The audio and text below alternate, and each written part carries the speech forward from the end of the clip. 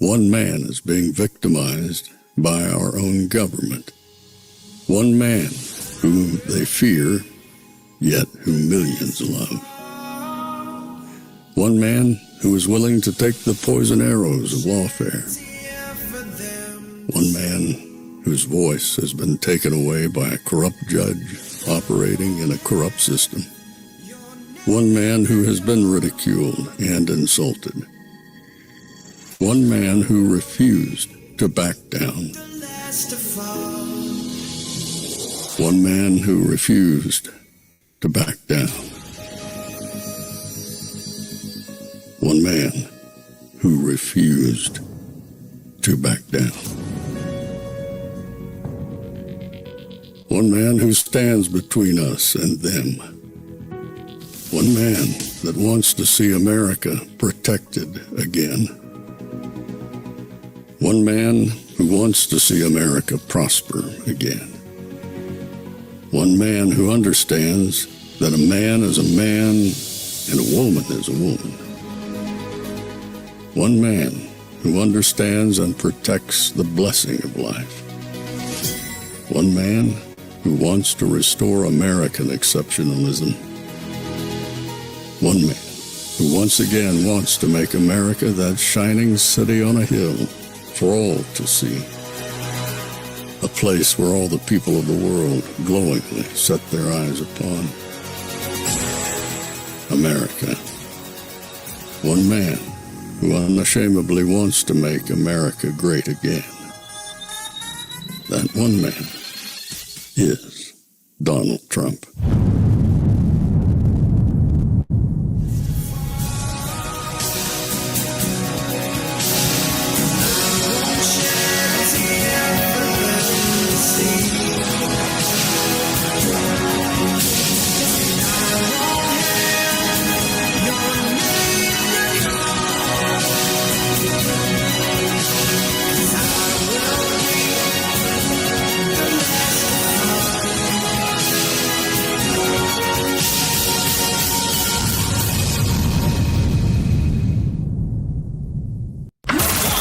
This is Fanfare with Barry Cunningham.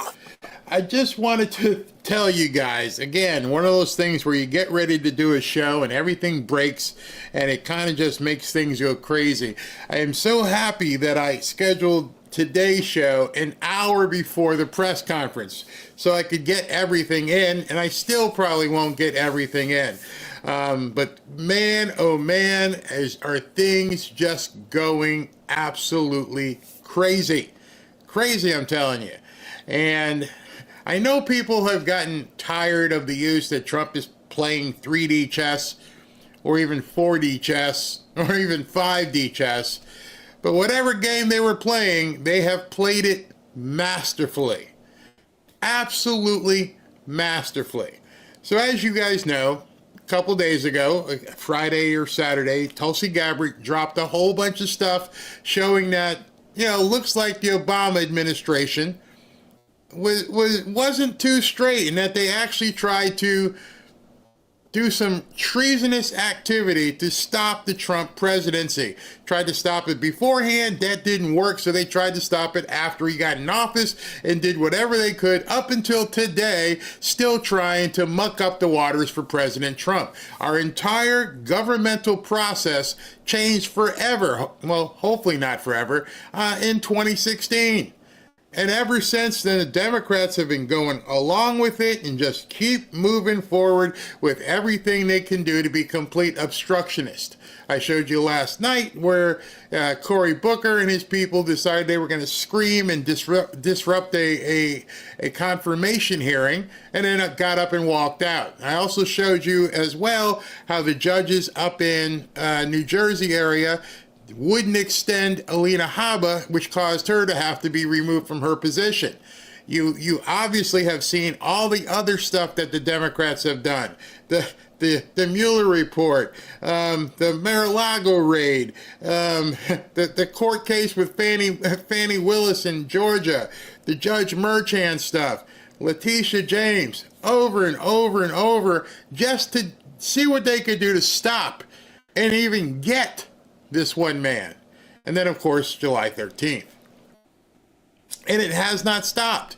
And so when she dropped that information, President Trump and Tulsi are showing, it's probably President Trump, maybe Stephen Miller, in terms of how they're playing this.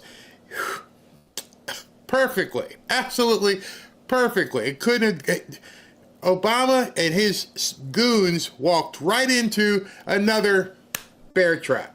So, she releases that information late last week. We all went through it, we saw it, and then of course yesterday, as you know, President, I don't even want to call this idiot president anymore. I think we should stop referring to him as President Obama. That dude Obama, that idiot, that scumbag Barack Hussein Obama, he decided he was going to come out and make a statement. He said that, quote, "Nothing in the Gabbard release document undercuts the narrative that Russia worked to influence the 2016 presidential election, but did not successfully manipulate any votes. They tried to change it right there. They tried to pretend like, oh, you guys misunderstood us. We didn't say that, that they manipulated any votes. We just said that they tried to get involved." No, that's not what you said. You said from the beginning they interfered with the election. They wanted Trump. Well, now, this morning, Tulsi told us, I'm going to drop a whole lot more stuff tomorrow. She said that yesterday. And that whole much more stuff came out, and it's like, oh, no. Oh. Bam. That bear trap slammed shut. It slammed shut on them. And so we're going to get to that, and I'm going to explain it to you. And then President Trump, late last night, did a speech that nobody probably heard. Maybe, let's see, in today's poll, 80% of you guys didn't even see what President Trump said last night. So we're going to get to that, but first I need to talk to you about today's sponsor. I want to clear this, and let's move on. Today's sponsor is, pull it up, bing, American Financing. What if you could delay your next 2 mortgage payments? Delay 2 mortgage payments. That's right. Imagine putting 2 mortgage payments back in your pocket and finally getting a little breathing room. It's very possible when you call American Financing today. If you're feeling stretched by everyday expenses, groceries, gas, bills piling up, you're not alone. Many Americans are putting these expenses on credit cards, and there doesn't seem to be a way out because of Jerome Powell, you're still paying high interest rates on those credit cards. It just ends up being a bad loop. Well, American Financing can show you how to use your home's equity to pay off that debt. You need to call American Financing today before you get to a point where you can't make those payments. Their salary-based mortgage consultants, meaning they're not on commission, are helping homeowners just like you restructure their loans and consolidate debt, all without any upfront fees. And their customers are saving an average, get this, of over $800 a month. That's like a $10,000 raise. And basically, it's a $10,000 phone call you can make. It's fast, it's simple, and it could save your budget this summer to do things you'd like to do. Call now before it's too late. 888-976-5555. You see it on the screen. 888-976-5555. Or visit americanfinancing.net/Barry. All right, so now let's get into all this stuff here. What if you found out that not only were they lying on Trump, but the Russians were actually protecting, or basically Obama was protecting what the Russians knew about Hillary? What? Yeah, this has come out today. Let me jump ahead so you guys can see this. This is huge. Wow, page 17 of the declassified House Intelligence Committee report is wild. It reveals that Russia had a huge amount of dirt, anti-Clinton dirt, that it sat on in the final days of the 2016 campaign. Yeah. Internal claims that, quote, Hillary was on heavy tranquilizers and suffering, listen to this one, intensified psycho-emotional problems. None of us are surprised. In addition, she had evidence of severe health ailments like type 2 diabetes and ischemic heart disease. So obviously Joe wasn't the first person they covered up. Internal DNC comms that Obama and others found Hillary's health, quote, extraordinarily alarming. Now remember, when they shoved her into the Scooby van and she was looking like this and passing out, and they just threw in there like a box of rocks, a sack of potatoes. So I'm perfectly fine, don't worry about it. And they threw her in the van. Remember that? No, nothing to worry about. She's okay. She was tired, dehydrated. And then all of a sudden, somebody showed up looking like her going, hey, I'm fine. How you doing? How you doing? And we're all supposed to believe it was her. Yeah, okay. Evidence of secret meetings with religious leaders where Clinton offered, quote, significant increases in funding from the State Department in return for their support. We have known something was up with these churches. These churches that get up in a pulpit and forget about the separation of state and church and just sit there and blah, blah, blah, Democrat, Democrat, Democrat, Democrat. Even some conservative churches that bought into the DEI and the rainbow crap. Gotta wonder about them as well, don't we? Mm-hmm. It says internal Democrat admissions from European allies were unenthusiastic about a Clinton presidency and thought she was not up to the job even of head of state. They didn't think she could be the Secretary of State, but they hit it. If Russia was really all in on supporting Trump and hurting Clinton, it would have leaked this information in October 2016 when her lead in the RCP average slipped to just 1.3. Instead, Russia didn't leak it, completely debunking the core assumptions of the Russia hoax. Rather than admit they were wrong, Brennan's CIA buried the info and manufactured a complete alternative reality to undermine the legitimacy of President Trump. And it's there for everybody to see. So if you haven't seen this document, that is simply incredible. That basically slams the door on anything they had to think of in terms of how they were going to combat this. There's no way they can extricate themselves from this. None. Done. Over. We're going to dig into exactly what this document says from from Tulsi, as she gives us a summation specifically of it. But before we get there, I want to show you a quick video I put together. Today, the President of the United States denied that he's a Russian agent. And by the way, how extraordinary is this that the question even had to be asked in the first place? This is where we are. I never worked for Russia, and you know that answer better than anybody. I never worked for Russia. Not only did I never work for Russia, I think it's a disgrace that you even asked that question, because it's a whole big fat hoax. It's just a hoax. That is President Trump today pushing back against the bombshell reporting over the weekend that the FBI opened an investigation into whether or not he was working on behalf of Russia, specifically after the president fired James Comey as FBI director back in May of 2017. This is a very grave matter. The fact that we're asking the question as you began this segment, is the president of the United States a Russian operative? It's extraordinary. It's not extraordinary. You were paid to do it. You were told to do it. The entirety of this Russia BS is now coming out with a major psychological operation against Americans. They had no problem going on television knowing full well all she was doing was reading whoever put it on her screen. And her job was to look pretty and smile. And the other guy, I don't know if he knew at all. They just told him, you're a Democrat, get out there and shuffle your feet and shuck and jive. Self-extraordinary. And this is, this really getting to the truth, frankly, is more important than precedent or executive privilege. You heard the president in front of the White House this morning saying that he has not worked for Russia. Do you think he's compromised? Why did I have the eerie recollection of Richard M. Nixon saying to the national audience, you need to know if the president's a crook and I am not a crook? Do you have any evidence? Do we have evidence? Well, we're about to get some, aren't we? Oh, you're about to get some. You might not get what you wanted, but you're going to get what you need, as Mick said a long time ago.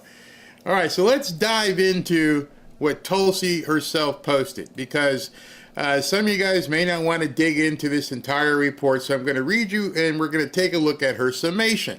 We're going to get this in before I can do Trump's speech, and then we've got Karoline coming up, which will be incidentally kind of weird. I bet you, here we go again, all this information is being dumped, and the first question undoubtedly will be, so, are we going to get more information on Epstein and Ghislaine Maxwell? So, are you talking about Gaza and what's going on over there? So, is there really a Japan deal with the tariffs? I want to see how many of these people actually talk about the big elephant that's stomping people in that press room. The more they avoid it, the more you know we got something. They avoided it last night when President Trump, or like yesterday afternoon when President Trump was in the Oval Office with President Marcos. And he had to keep telling him, hey, have you seen this? Are you following up on this stuff? Yeah, what about Epstein? He's trying to tell everybody, look what your government did, not what some idiot pedo dude did. This is your government. If you can't trust your government, what do we have? And I've heard people today talking about, well, if they actually had evidence, they would have already arrested Barack Obama. They wouldn't be putting this stuff out in the public, because putting it out in the public really shows that they don't have enough to indict him. Don't believe that stuff. You see, one of the things that they're probably doing is and at this point, Obama and his people have to realize this. The smart people are realizing, if you're showing me this, you must have a lot more. And that lot more is what's going to get the indictment. This is just the appetizers. This is just to watch what happens and who's going to respond and how they're going to squirm and what moves they're going to make to really slam the door on them. So when you hear people saying, you wouldn't say this much if you actually had something. No, that's not true. You've seen press conferences when they're talking about mobsters and they know, hey, Jimmy the Fish whacked Joey the Mob Bob and all these different people did this and did that. They put that out there, but then what they get Al Capone on? Tax evasion. They knew that people were getting whacked. That stuff was out, and what you didn't know was what they were really working on. And so when people are discounting this and saying, oh, nothing's ever going to happen because it would, the country would burn down. Well, I think President Trump already took care of that. See, I read something and it was weird because it was by Larry Elder, a Republican. And Larry Elder said, nothing's going to happen because to indict President Obama, it would cause so much unrest that people would burn stuff in the streets. Like they haven't been doing that already. But if you remember a couple months ago, the president got the authority by the Supreme Court to roll the military out. I think Los Angeles was a test run. I think, hey, can we really deploy in a moment's notice and be in a city? Yeah, we can get this done. Boom. Trump is such a masterful art of the deal, art of war, Sun Tzu student. He knows exactly at this point what's going to happen. Now, the fact that they're projecting that there's going to be such unrest in the cities that people would burn things down, I don't think so. One, I don't think they got the money to do that. Two, I think they'll have preemptive security. Three, I don't give a crap if they burn up the blue cities. You want to act like animals? Do it where the animals stay. You want to elect a Muzzy? Sorry. You want to elect a Tommy Mayor in New York? Go for it. I don't think the people are going to stand for it. So here's what Tulsi had to put out there. She put out. All right, ready? New evidence has emerged of the most egregious weaponization and politicization of intelligence in American history. Why did she use those words? Here, look at those words again. The first sentence. new evidence has emerged of the most egregious weaponization and politicization of intelligence in American history. Well, if you go back to the original first day in office, the first couple executive order presidential actions that Trump did, one of the first ones was what? Yeah, against the weaponization and politicization of politics, basically. If you need me to show it to you, I will. In any event, per President Trump's directive, I have declassified a House Intel Oversight Majority Staff report that exposes how the Obama administration manufactured the 2017 intelligence community assessment that they knew was false, promoting the lie that Vladimir Putin and the Russian government helped President Trump win the 2016 election. In doing so, they conspired to subvert the will of the American people, working with their partners in the media. That's huge. Now she has officially tied the media into this. So that's why I'm thinking we're about to see some stuff happen way more than Colbert. I think we're going to see the fall of a lot of these media outlets, and they're going to have to stop doing what they're doing. Their news will become milquetoast. They're not going to be able to keep up with this propaganda anymore. You got the FCC ready to clamp down. You got lawsuits from Trump. And now Tulsi Gabbard says, y'all were involved. All right, working with their media partners in the media to promote the lie in order to undermine the legitimacy of President Trump is essentially enacting a years-long coup. Again, that's that stretch so that they can then say it's an ongoing thing and they can go back where they need to because the statute of limitations wouldn't apply. And here are the top Russia hoax lies debunked by today's release. And there's the link to the actual file. So if you click here, the PDF is going to open. And the PDF, let me just show it to you, is absolutely amazing. If you want to dig through this, hold on, let me show you this real quick. Let me shrink it so you guys can see it. Okay. All right, approved for release by the DNI on July 22nd, which was yesterday. And this report was done, as you can see, September of 2020. So it just sat there. It just sat there. And how many pages is this? This is 46 pages of documentation. You personally can now go through this entire document and you can begin looking at the things that I'm about to tell you. Educate yourself. 46 pages of American treason. All right, so Tulsi goes through and she's got her whole picture here again, almost like an info chart here, infogram, and she starts talking. Lie. Putin and the Russian government helped Trump win the 2016 election. Truth. President Obama... I'm not going to say anymore. Stop it. Okay. Dude Obama, former director of the CIA, John Brennan, and others fabricated the Russian hoax, suppressed intelligence showing Putin was preparing for a Clinton victory, manufactured findings from shoddy sources, disobeyed intelligence community standards, and knowingly lied to the American people. There's your lie, and there's your facts. Analyst to Brennan. This is important. The analyst, the people who are working on the data, went to Brennan and said, we don't have any information. We got nothing that says Putin wants Trump to be reelected. Dude Obama, former CIA Director Brennan, and others fabricated the hoax, suppressing the evidence that they were in control of, showing Putin was preparing for a Clinton victory. Next lie.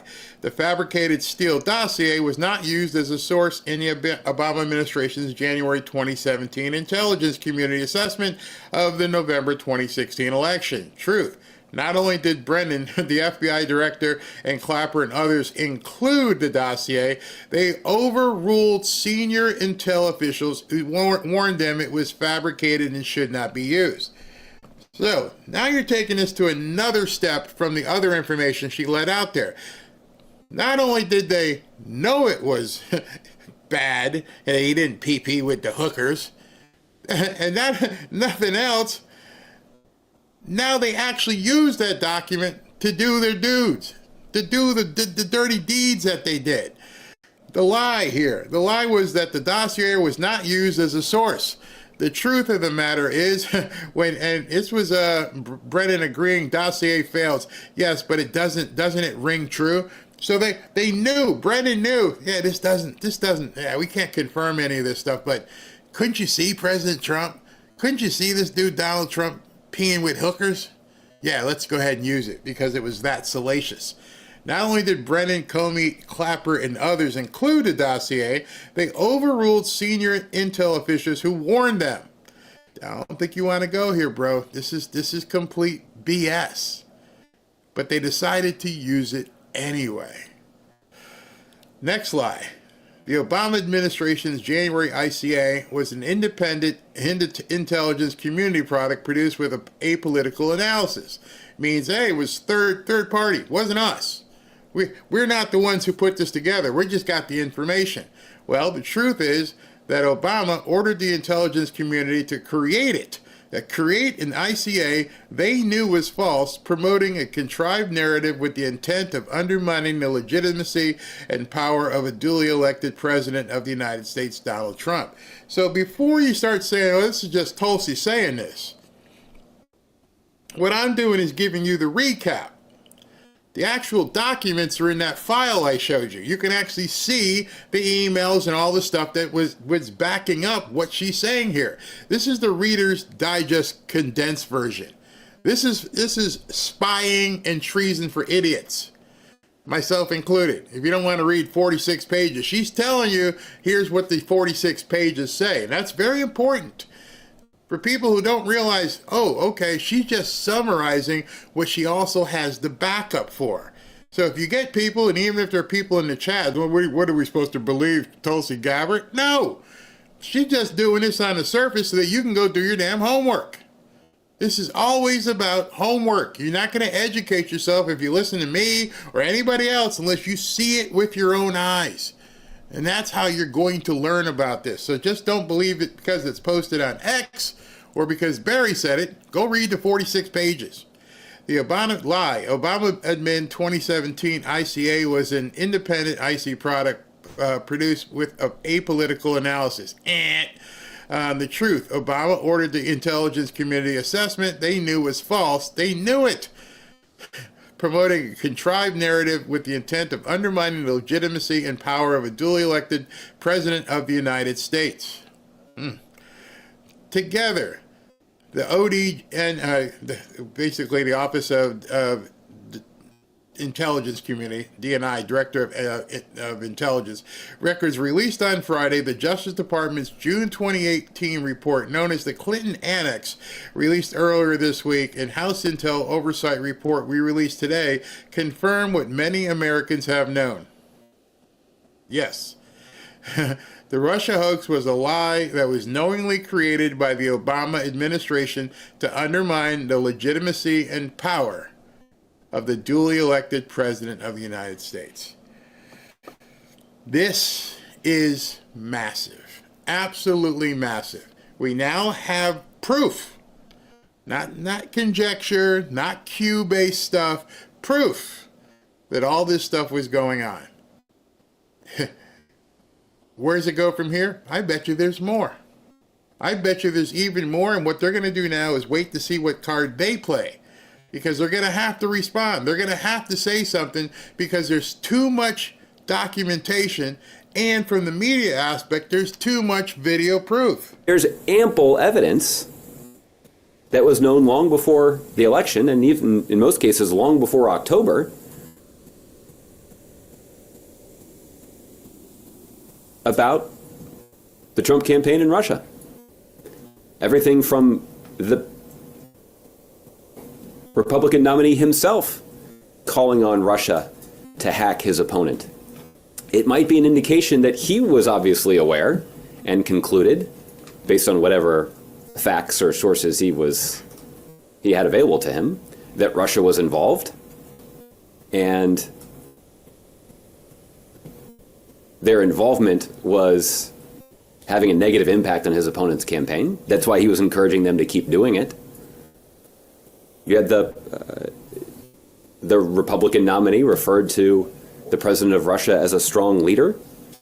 The Republican nominee chose a campaign chair that had extensive, lucrative, personal financial ties to the Kremlin. And it was obvious to those who were covering the race that the hack and leak strategy that had been operationalized was not being equally applied to the two parties and to the two campaigns. Knew about this attempt to get and preserve information, and full transparency, we're doing some work yourself. Tell us about that. Well, I was urging my former colleagues and frankly speaking, the people on the Hill. It was more actually aimed at telling the Hill people, get as much information as you can, get as much intelligence as you can before President Obama leaves the administration, because I had a fear that somehow that information would disappear with the senior people who left. So it would be hidden away in the bureaucracy, that the Trump folks, if they found out how we knew what we knew about the Trump staff's dealing with Russians, that they would try to compromise those sources and methods, meaning we would. If they knew how we knew what they were doing. She just admitted back in March of 2017 that they were spying on Trump.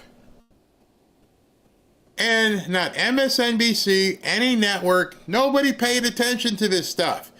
Right did you hear what she said? If they knew what we knew and how we knew it, there'd be, how would you know any of that? How would you know, even if it was true, how would you possibly know what was going on behind the scenes in the Trump campaign? Inadvertently, in her rush and zeal to attack Trump, she actually confirmed they were spying on them. And nobody did anything. I don't know how this piece even slipped by. No longer have access to that intelligence. So I became very worried because not enough was coming out into the open, and I knew that there was more. We have very good intelligence on Russia. So then I had talked to some of my former colleagues, and I knew that they were trying to also help get information to the Hill. A lot going on today. Yeah. Mark, that's why you have the leaking. It should. That's why you have the leaking. We had to tell you people in the media before Trump took office. So you just lied on camera and told everybody you were spying on the incoming president of the United States. Straight up. Y'all had concocted this scheme way back before he got elected. And then that video was in March of 2017, meaning it's after President Trump had already been sworn in, and there's that word continuation. Oh, that's why the leaking's taking place. That's why we're doing all this stuff. So one of the things that somebody said it in the chat, which was really interesting, was obviously, if you're reading this stuff from Tulsi's report, somebody's blowing a whistle. Somebody's talking. And that's the thing I think is going to bring Obama down and some of the other cronies, is because usually you have to arrest the lower people to get them to flip on the bosses. You know, the old saying is, if you're going to do a crime, do the crime with somebody who knows more than you. That way you've got a bargaining chip when the music stops. If you're just doing crime with other losers, it doesn't really matter. You got nothing to offer. Yeah, that's Joey the Rock over there. I don't want Joey the Rock. I want the next person up on the ladder. So what I'm thinking right now is that based on all this stuff, well, the analyst said this, but you did this. How do you know what the analyst said? Oh, wait, I got the trail, but who knew? So I think what they've already done is squeeze the hell out of a lot of lower level people. It's much harder, you know, if you start at the top. They've jumped to the top. They're taking the shots at Obama. Treason, treason, treason, sedition. They're swinging for this guy way up here. They're not starting down here.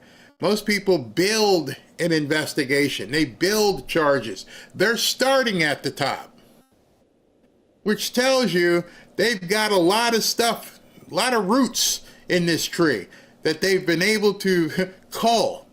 There's people talking that you don't know about and I don't know about who are giving this information up. And the problem is, the more they give up, people like that lady who was doing that video, she may be next to go, okay, what do I got to do?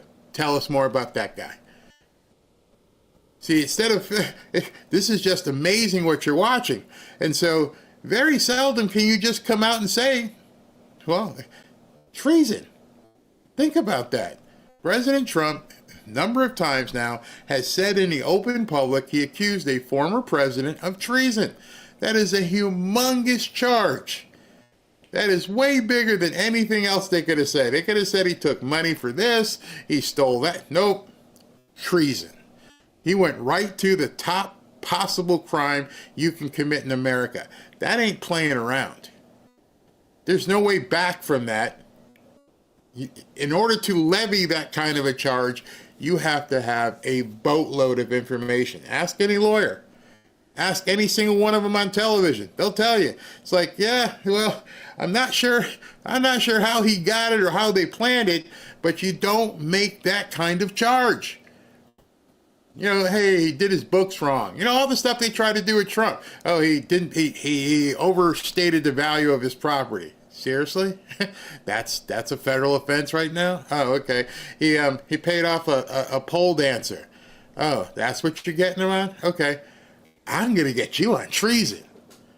I'm starting here. I'm not starting here that you have a fake birth certificate. I'm not starting here that you might be swinging with the rainbow crowd. Nope, not none of that. I'm going all the way up here. I'm not doing the Stormy Daniels. I'm not doing the Letitia James crap. I'm going all the way to the top with you, Obama. And so in order for you to take that big swing and go for the home run, you better be ready. I'll use a football analogy. I mean, a lot of times people understand blitzes. And when you blitz somebody, you better pray.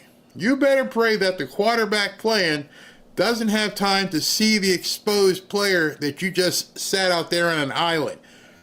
Because if I see the blitz coming, then I know this guy over here is probably going to be open. And so the bet that you have is that you're going to get to me first before the quarterback has a chance to throw to the guy you just abandoned. So President Trump just called a corner blitz. And I don't think there's any receivers out there for Obama to throw to. They're going for it all. That is why I think you should stop listening to the crap out there, because it's not like he went small. He went big all the way in, right at the bat, which means they got more. Take every single American in their shoes. I hate to say this, but President Barack Obama, there is now incontrovertible evidence that he was the spearhead of a seditious conspiracy to subvert the will of the American people and overthrow the United States government back in 2016. We must, absolutely must, hold every one of these criminals accountable for the crimes that they committed. They are the most heinous crimes committed in American history. That's what you have to keep thinking. This isn't some low level, he overvalued his property. This isn't some, hey, listen, he gave some money to a pole dancer. No. Those were the charges they brought against Trump. And people made a huge deal about it.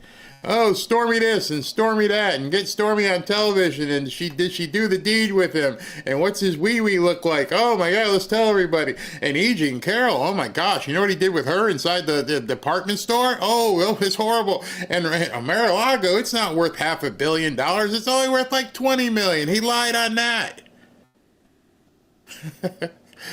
You guys have opened the door to something that you didn't want to open. All of those charges stacked together, all of them are this big compared to what treason is. Now what you got to do, media, because now if you're involved, what's the first thing a lawyer tells you? The very first thing a lawyer tells you if you might be involved in a crime is keep your mouth shut. Because now they have to be on their best behavior. We're going to see today. Watch what happens. Watch how many of them don't even touch this. want nothing to do with it. You saw it yesterday in the video I showed you with Karoline Leavitt when she did the walkout press conference. Then you saw it again in the Oval Office with the Philippine president. And now she's having a full official press conference. And you'll see what happens. You'll see specifically how many people back away. And then you can just turn on the news. You know, you can turn on MSNBC, CNN. What? Epstein? Are you still talking about Epstein? Now you know why he said it. Now you, as bad and as heinous as it is, whatever happened, none of us knows. See, we don't even know how many kids there were. We don't know anything about who did what. This, we know everything. We know who the players are. And they were the top level of our government. Not some slime bag who is getting his rocks off on some island over there. This is history changing. Epstein, while horrid, is not history changing. This is. And so this is why they're talking about it so much. And I'm tired of telling me, oh, Barry, you don't care. You're protecting pedos. No, I'm not. And I know Trump's not on anything, because if he was, they wouldn't have had to concoct this. And that's what you also have to tell people. Stop telling me about Trump being in something with Epstein. If they had an inkling, if they sniffed him around Epstein, they wouldn't have had to do this. It would have been over. They wouldn't have had to do any of the stuff that they did. They could have dropped pictures and information about him in 2016, and it would have been over. The only idiots who think that he was on some list are people who are hypnotized or they haven't been paying attention. That's the first and foremost thing. Everybody who thinks that Trump may have been involved with that guy, what you're seeing now, if they went to this type of effort to try and take him down and try to subvert the election, you don't think it would have been very easy? Like, I don't need the PP tape. We got pictures of him on the island. Just release that. It's over. Done. It would have been very simple. People would have been like, done. There would have been no MAGA. And so now they're trying to show you and tell you that, oh, he might be on it. Shut up. Kiss my you-know-what. By even posting something like that in the chat or anywhere else, you're telling me you're a stupid AF. That's what it's saying to everybody in here. You really haven't been paying attention. You really must be completely misled.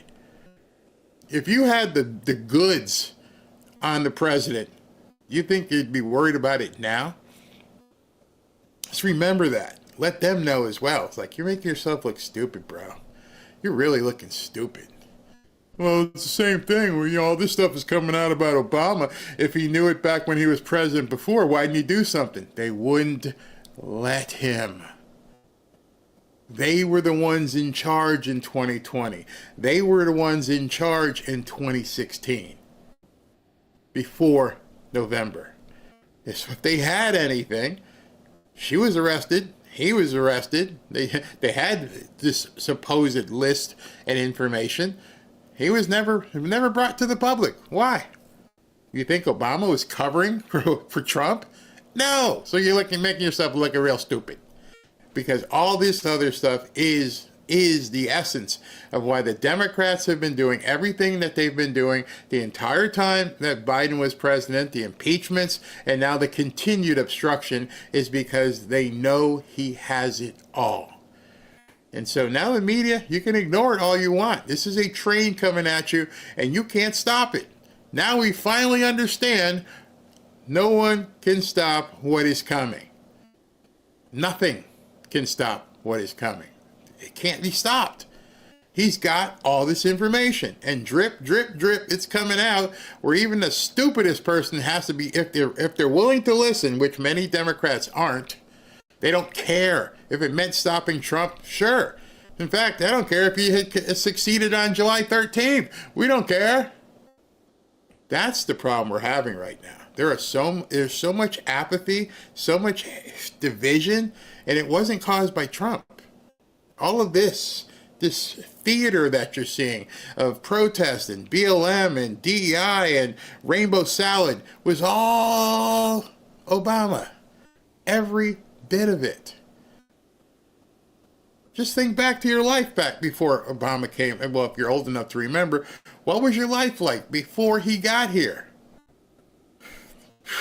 Ever since then, I remember talking to some of my white friends going, you believe, back when it first started, you believe this stuff? Race. And I'm thinking to myself, you're a black guy, you're the president, and you achieved the highest level of profession that any American can have, although I think astronaut's better. But anyway, and you're still saying we're oppressed. That entire thing that he put together labeled white people as boogeymen, and it didn't allow for any introspection as to maybe the decisions you made in your life are causing your problems. Nope, it's the white guy. It's that white guy over there. All right, so let's continue. James Comey, John Brennan, Clapper, Rice, Biden was in the meeting in July 28th in the Oval Office. They briefed Barack Obama on Hillary Clinton's plan to, quote, tie Trump to Russia collusion lies. It consumed our national discourse for 5 years. It undermined a sitting duly elected president. It sabotaged administration. It framed a three-star general. It destroyed and ripped this country apart. We had a constitutional crisis, the likes of which I don't think any American can fully comprehend. It is atrocious. And every single one of them must be held accountable. Yeah, and of course, I know every single one. Now, I still see people in here, some Epsteiniacs. You're not getting it. You don't understand. I can't help you. If you want to go die on that hill, go ahead. I really can't. I told you before, I'm not going to continue to even engage in this stuff anymore. So it's futile talking about it in here. It's not that I don't care. I have something that's much more important. And if you can't tell the difference, that's on you, not on me. All right, so it's 12:48. Let me see here some of the questions.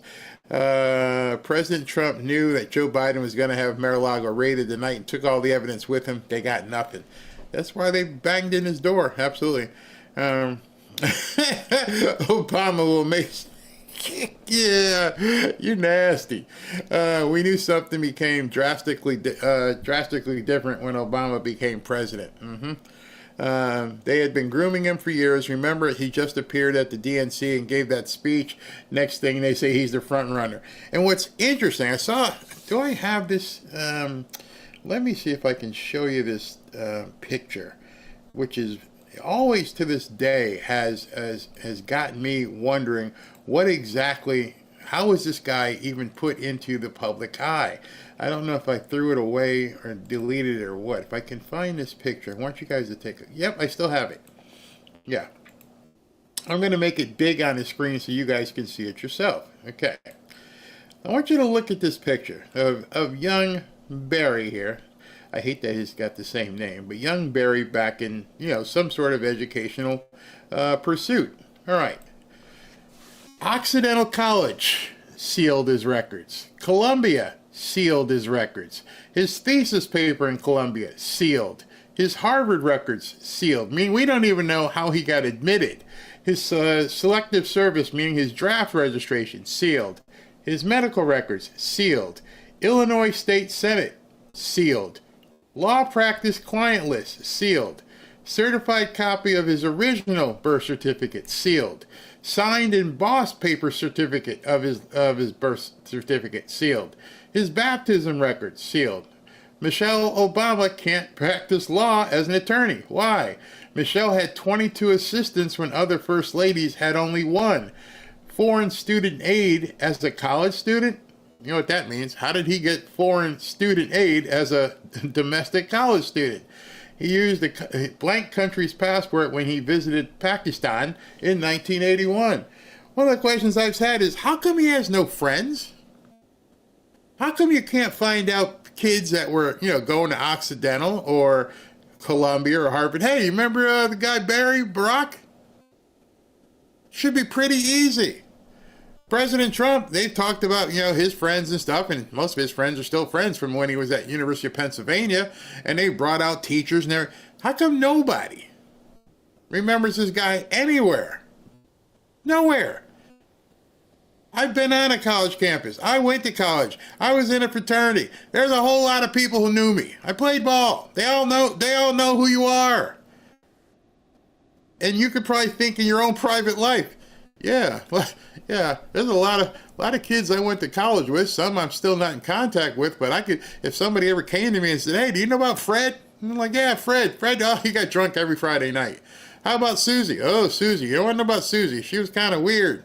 Yeah, she's always doing astronomy stuff and talking about, we all know these kids. We remember them. I can't even imagine how many people, if somebody said, hey, do you remember this person and what do you think of them? Like, oh yeah, I remember him. I remember her. Yeah, I can tell you some stuff I know about them. In fact, that actually happened to me. One of my fraternity brothers applied to be in the FBI. And a couple years after I got out of school, I get a knock on the door from the guys in the black SUV with sunglasses on. I'm like, oh crap. Because of course I was doing some crazy stuff. I'm like, oh man, this is it. Oh, this is it. And they're like, hi, do you remember Mike so-and-so? Yeah. What kind of guy was he? You really want to know what's this all about? Well, he's applied for a job at the FBI. And I remember when he told me that, I laughed in his face. I was like, him? And, obviously he did what college boys did, but they wanted to know if he, had he committed any crimes? Had he done anything? Did he have any sexual assault charges? No, he was pretty much just a stoner. That's all I had to say about him. So if he passes that test, then, he's moved on. He's not doing that anymore. But other than that, he loved to swim. He was a diver. Do you know if he did any criminal activity? I just told you. But then again, that was in college, so it probably wasn't criminal. All right, and that was it. They came to talk to me. Hey, you remember this guy? I'm like, yeah, good guy, good dude. And he ended up being an FBI agent for like 25 years. Great, good guy. Lived here in Florida. So imagine right now, I want you to put yourself back into your college days. Think back to when you were in college. And if you weren't in college, I don't know, think back to your first job. Something like, 20, 25 years ago. And then think about to yourself, if people came up to you and said, hey, you remember John? You went to college with John. I know it's a big campus, but did you ever hear about him? Hey, how about this college? Did you ever hear about John? No, okay, yeah. And nobody? None? Zero? How is that possible? How is it possible we know nothing about this guy's past? And yet he somehow rose through the ranks very quickly and became a president and had really no job experience doing anything. I mean, if they looked at my past, like, hey, he worked in a department store. Yeah, he got fired because he didn't come to work. And then he did this, and then he worked here, and then he decided to get into some real estate, blah, blah, blah, blah, blah. Okay. Anybody want to name anything Obama ever did? Nope. You find that interesting? You have to find it interesting. I would think you'd find that interesting. I think you'd say to yourself, now it's like, hey man, this is kind of weird. We don't know anything about this guy from before the time he stepped on to college, other than the fact that his name used to be Barry Soetoro, and that his mom might have been a honeypot for the CIA, and she was white. I mean, the obvious. Vishu says, I remember. Yeah, I bet you do. There's just people. He was, so the United States was overrun for 8 years. Pretty much. Yeah, pretty much. I'm 75 and I can even remember people from my elementary school. If something stinks about Barry S. background. Yeah, we all can. We all know what we all did back when we were in fraternities and sororities, and who was doing this and who was doing that, and we're just being stupid kids. I want to hear stupid kid stuff about Obama. Did he get caught at the party and he was drunk in a corner or something and somebody wrote stuff on his face? Tell me he was a normal person growing up. And what's very interesting is that when the whole thing with Brett Kavanaugh came up, remember that?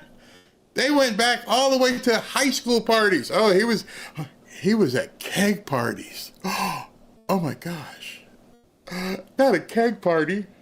Oh, the horror. Keg parties.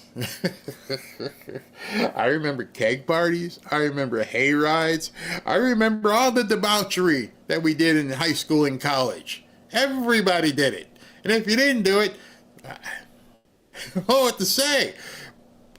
But they decided they were going to go back to high school parties that Kavanaugh was involved in, but we can't know anything about Barack Obama. Nothing. Did he go to keg parties? I know they said that he either sold or he smoked a couple, did some lines or something, but nothing else? Girlfriend? Any girlfriend? Boyfriend? Anything? See, now we're, 17 years later, and people now start asking themselves these questions. Like, wait a minute, nobody knows anything. So how was this entire persona crafted where he came out and all of a sudden he was social activist? We didn't know back, what's that? What in the hell is a social activist? I ain't never heard about no social activist. That was his claim to fame? Remember, half brother had many things to say about him. Yeah, exactly. It shows how gullible the United States citizens are. And I don't know if it's so much the United States citizens as it was they were so good with the propaganda that they told you, don't even listen to anything else. Here's the story. Don't look outside of this box, which is exactly what they're doing right now. Epsteiniacs. Go look over here. Don't look outside this box. Scott Jennings and, as usual on CNN, they were talking about not this, but they were talking about Jerome Powell. And there was a piece, and they were like, Jerome Powell should be fired. And they're like, anything anti-Trump is what these people do. They can't stand the fact that this man is in office, and because their livelihoods are attached to it. See, that's the problem. There are so many people whose livelihood is attached to the Democrat machine. So any attack on Obama that they perceive is attack on them, because they know what they've done. You saw Jon Stewart and the crazy video that he made yesterday. And I thought to myself, this is 2025. John, you're not in college anymore. That is a college level skit. You bring out some people supposedly in a choir, and the entire lyric that you had the ability to say was F you, F you, F you, F you. And I just found it like, man, that's not even funny. That's sophomoric. You're supposed to be a late night host. You're supposed to be making comedy. It wasn't funny. It was deranged. But you're willing to prostitute yourself because it's the Democrat machine. But that ride is about to come to an abrupt halt, and I hope it comes to an abrupt halt sooner than later. The report has just been declassified. Have you seen it? Are you aware of its contents? I'm aware of its contents, actually going to be going through it today. But let's assert a couple things. Number one, the statement from President Obama yesterday is flimsy at best because they use this fake intelligence that, quite frankly, nowhere in the actual intelligence community could they produce it. They concocted this out of the White House to launch almost a 2-year investigation into Donald Trump and his administration to derail that administration. And the only reason why they did this is because they just could not get over the fact that Donald Trump beat Hillary Clinton, stopping the radical left from continuing their policies from the Obama administration into what they thought was going to be a Clinton administration. So that's the bottom line here. So there has to be more investigations into this. This is something definitely, in my opinion, the FBI and the Department of Justice need to look into, because the key question is who in the White House and or what officials went to the FISA courts to get wiretaps into the Trump campaign and also into elements of the Trump administration. Well, see, I personally think that's a smokescreen. If Byron Donalds has seen this information, Byron Donalds and any other lawmaker up there has to be astute enough to realize the investigation has already taken place. See, that's one of the things where I see people on X go, nothing's going to happen. This is just more stuff. Yeah, we know that these people are crooks. Nothing's going to happen. And that's where I personally have to disagree. I personally believe at this point the investigations have already occurred. And that's where the difference with Byron Donalds. I'm tired of people in Congress talking about, let's do an investigation. Now, you had your chance. You had your chance to do your investigations. Let the professionals do the investigations. And I mean law enforcement. So at this point right now, I'm pretty sure that Pam Bondi and Todd Blanche and the host of people at the DOJ have got enough information. Remember, Tulsi just gave them the quote evidence. She referred it criminally to the DOJ. So imagine right now, it's obviously a much grander size, but imagine you come home from work and your front door's kicked in, your television's gone, and you were robbed. I don't need to have a congressional investigation to arrest somebody. When the police get there and the detectives get there and they take the pictures and they do the fingerprints and everything else, I've got the evidence to make the indictment, to make the arrest. Now, the difference between an indictment and an arrest. See, that's the part where a lot of people don't understand. People keep saying, where's the arrest? Well, in this instance, because of how the crime took place, they're not showing up at somebody's house and taking fingerprints. Oh, that's Barry's fingerprints. He stole the television. Let's go knock on Barry's door and see if we see the oh, there's the television. Turn your back around. We're going to put the handcuffs on you. No, you can't do that. The police can't make this arrest. So at this point, they have to have a grand jury testimony or grand jury warrant where they can, quote, indict him. They may have already impaneled a grand jury. This information that went from that Tulsi has given to the DOJ, remember, it's not everything.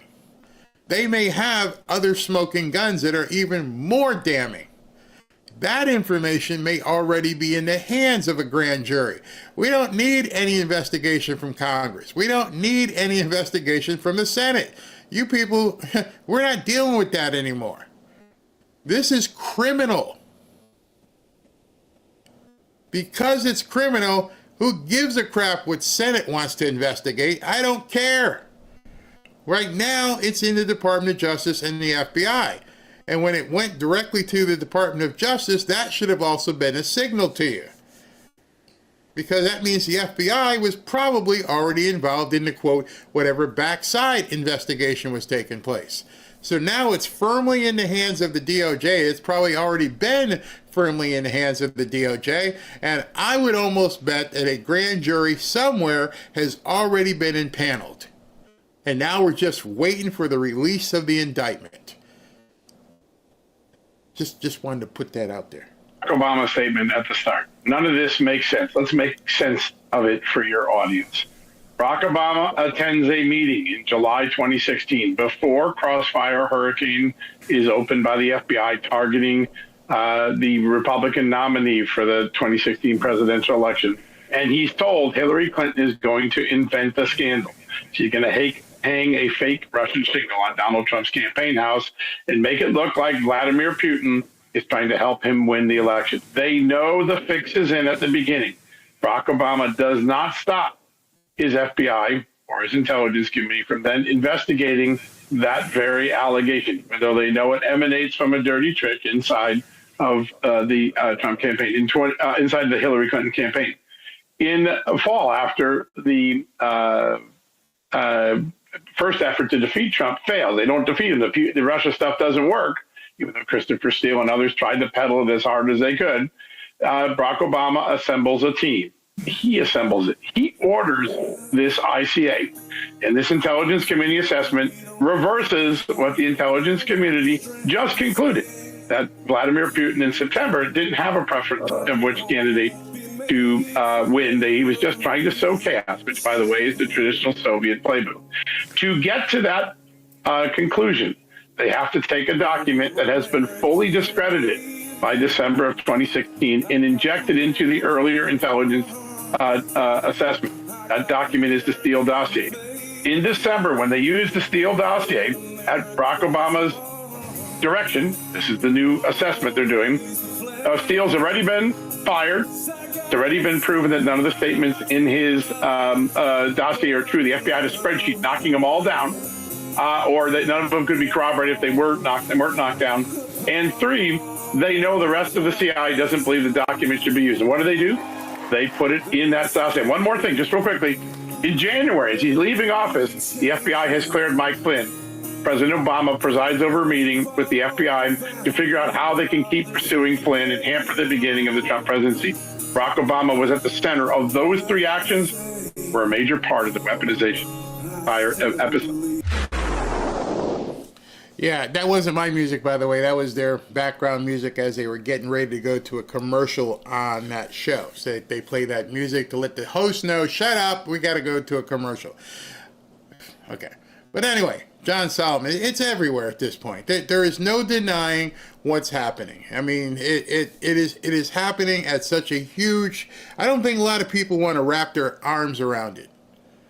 I don't think people are really grasping the gravity of the situation that, yes, we are indeed at a point in our history where a former president and his administrative elites are on the verge of being indicted. They don't even want to think about that, especially some of these politicians, because at the same time, they have to realize their livelihoods are in danger. The grift that they have done. When you sit back and realize in the last 6 months what President Trump has accomplished, and I'm not even talking about all the economic stuff. I'm talking about how they've unceremoniously have gone in and turned off all the different levers of funding that have been gone all over this world with your money, that obviously have resulted in kickbacks to so many politicians. Those indictments, as we know of, those even haven't started yet. You don't think that with everything that Wally the Nigerian did and how he was just paying all these bills, that they haven't somewhere been digging in to see who got this money and where'd this money trail back from? Have you been paying attention to what's going on in Ukraine? They're very close to Zelensky at this point going, hey, I can't take it anymore. Let's go ahead and make a deal. Russia is destroying their cities. They can't even support themselves anymore, and you don't hear any politicians, oh yeah, let's send more money to Ukraine. Nope, not talking about it. What PBS and NPR come out and say, we're going to keep going, we're going to raise our own money. Why didn't you do that before? Good luck. Go talk to your cronies, get their money. Why'd you take ours for so long?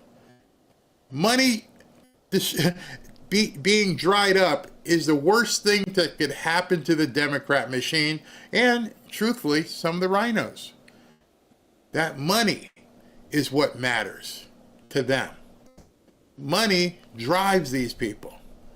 You know, when people tell me I talk about finances too much and things of that nature, I'm thinking, well, are you looking at your government? Are you understanding that they've been taking your money out of your pocketbooks and your wallets for decades?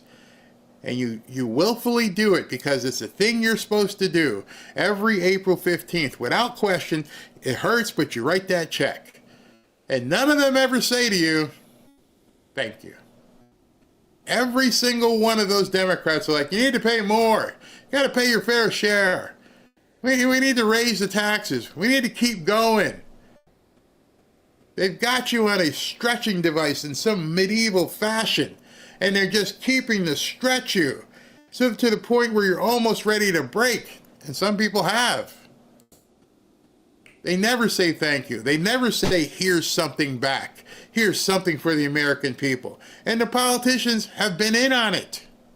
The media has been in on it. So everything President Trump is doing right now is hurting them where it counts. He's hurting them in their wallets. And now he's going after their freedom.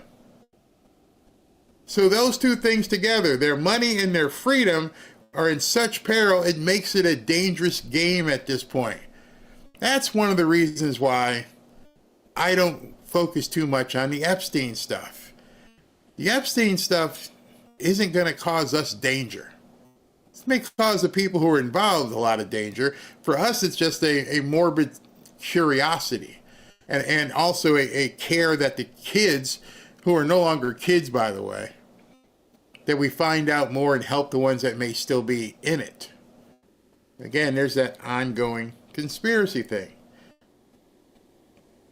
But this, what we're seeing here, what Trump is literally turning the spigot off of money and potential freedom, this is where the rats are going to get really dangerous to you and me. You know, today is my 32nd anniversary with Robin. And I went to the jewelry store this morning, and I was talking to the guy, and I was like, "What are you doing?" And he tells me his strategy and the different things he's doing, and then it just struck me. Ashley and the grandgirls will be here next week, and I actually left there, and I called Robin. I'm like, the stuff that he told me, and I realized how valuable it was that this 15-minute conversation I had with him and his sons is something that nobody ever tells you. The politicians know. They're doing it. But your college, your high school, they don't tell you what you need to do to be safe financially. They don't tell you how to use this money to make money, and then when you make the money, put it over here so it's safe. How you don't spend and you don't invest, you just reallocate, and it's still an asset. Even I had to go, well, I'm going to spend this much on gold. No, you're not spending it. You're just taking it out of a dollar form, and you're putting it into a metals form. And by putting it into a metals form, you're making sure if poop hits the fan, that you're going to be okay, that your family's going to be okay, that everything that you've worked so hard is going to be okay. Let me ask you something. If your 401k is dependent upon the investment of some holder putting it into some other companies, and those other companies go, you're done. What are you doing to safely make sure that your future, however long that future may be, is secure? And if you're younger, what are you doing to make sure? Please don't tell me you're relying on Social Security. Please don't tell me you're 38 or 40 and going, yeah, I got Social Security coming up. And I'm not even running the commercial right now. This is just me telling you. I don't want this to seem like it's a lead-in to me running a gold or silver commercial. This is it just happened as I was at the jewelry store, talking to this old guy who's been in the business for so long, and I'm like, everything you just told me could go in a manual. I mean, you could probably sell that manual for a couple $100. He's like, I know, I've told my sons, I've told some relatives, but too many people just don't want to know. And so I'm just think you guys need to think about what your government has done to you. And now you've got this one man, literally one man, that wants to get in and fix it. Now I'm looking on the screen here. She has not come out yet. She's 14 minutes late. Let me see if there's a delay notice on here, because I'm wondering why she's so late. I don't see, nobody has switched to the feed yet. Hold on. Let me see if they've put anything up. Okay, my feed is up and running, so I will go to it momentarily. Hold on. My feed. All right, so I've got video and audio coming from the press room. While I'm waiting for her to walk out, I will run an ad. This ad will be very quick. This is for Patriot Addict. So I want you guys to understand what we got going on here with Patriot Addict. They're back with yet another offer just for the Fanfare family. You guys remember the Trump Red Knives. This is the Trump Red Knife. They got a new knife out. Another great collector's item. This is the Trump Signature Blade. This is their new knife. The new Trump Signature Blade. And it looks in practicality the same as the other knife. Same size, same weight, and everything. There's the two knives side by side. However, what's different here is that this is now the 45-47 knife, as you see here. And this is a much sharper knife. This blade here is OMG sharp, and it also has an inscription. Wait, okay, and there's a light. You can see right there. That's Donald Trump's. They've etched in his signature as a collector's item, but it still has the same quick opening blade. Has the window buster. It has the seatbelt cutter, and best of all, it's free. This knife right here is free. All you've got to do is hit the QR code on the screen and you can have this knife for free. The only thing they're going to charge you is a shipping charge because it's got some weight to it. Its shipping charge is going to be, I believe, $14 or $15. Those of you who have purchased it, you can probably just go ahead and let people know what the shipping charge is. Many people will tell you this is a very, very good knife, and I can tell you myself, it's very sharp. Very, very sharp. So there's no subscription. There's no additional charges, no monthly fees. It's a one-time cost just of the shipping. It normally retails for $70, but you can get it today just for the cost of shipping. That's it. That's all you have to pay is the shipping charge, and it's yours. Just go to the QR code right here. It's something they're only offering to the Fanfare family, and I hope you guys would jump on it.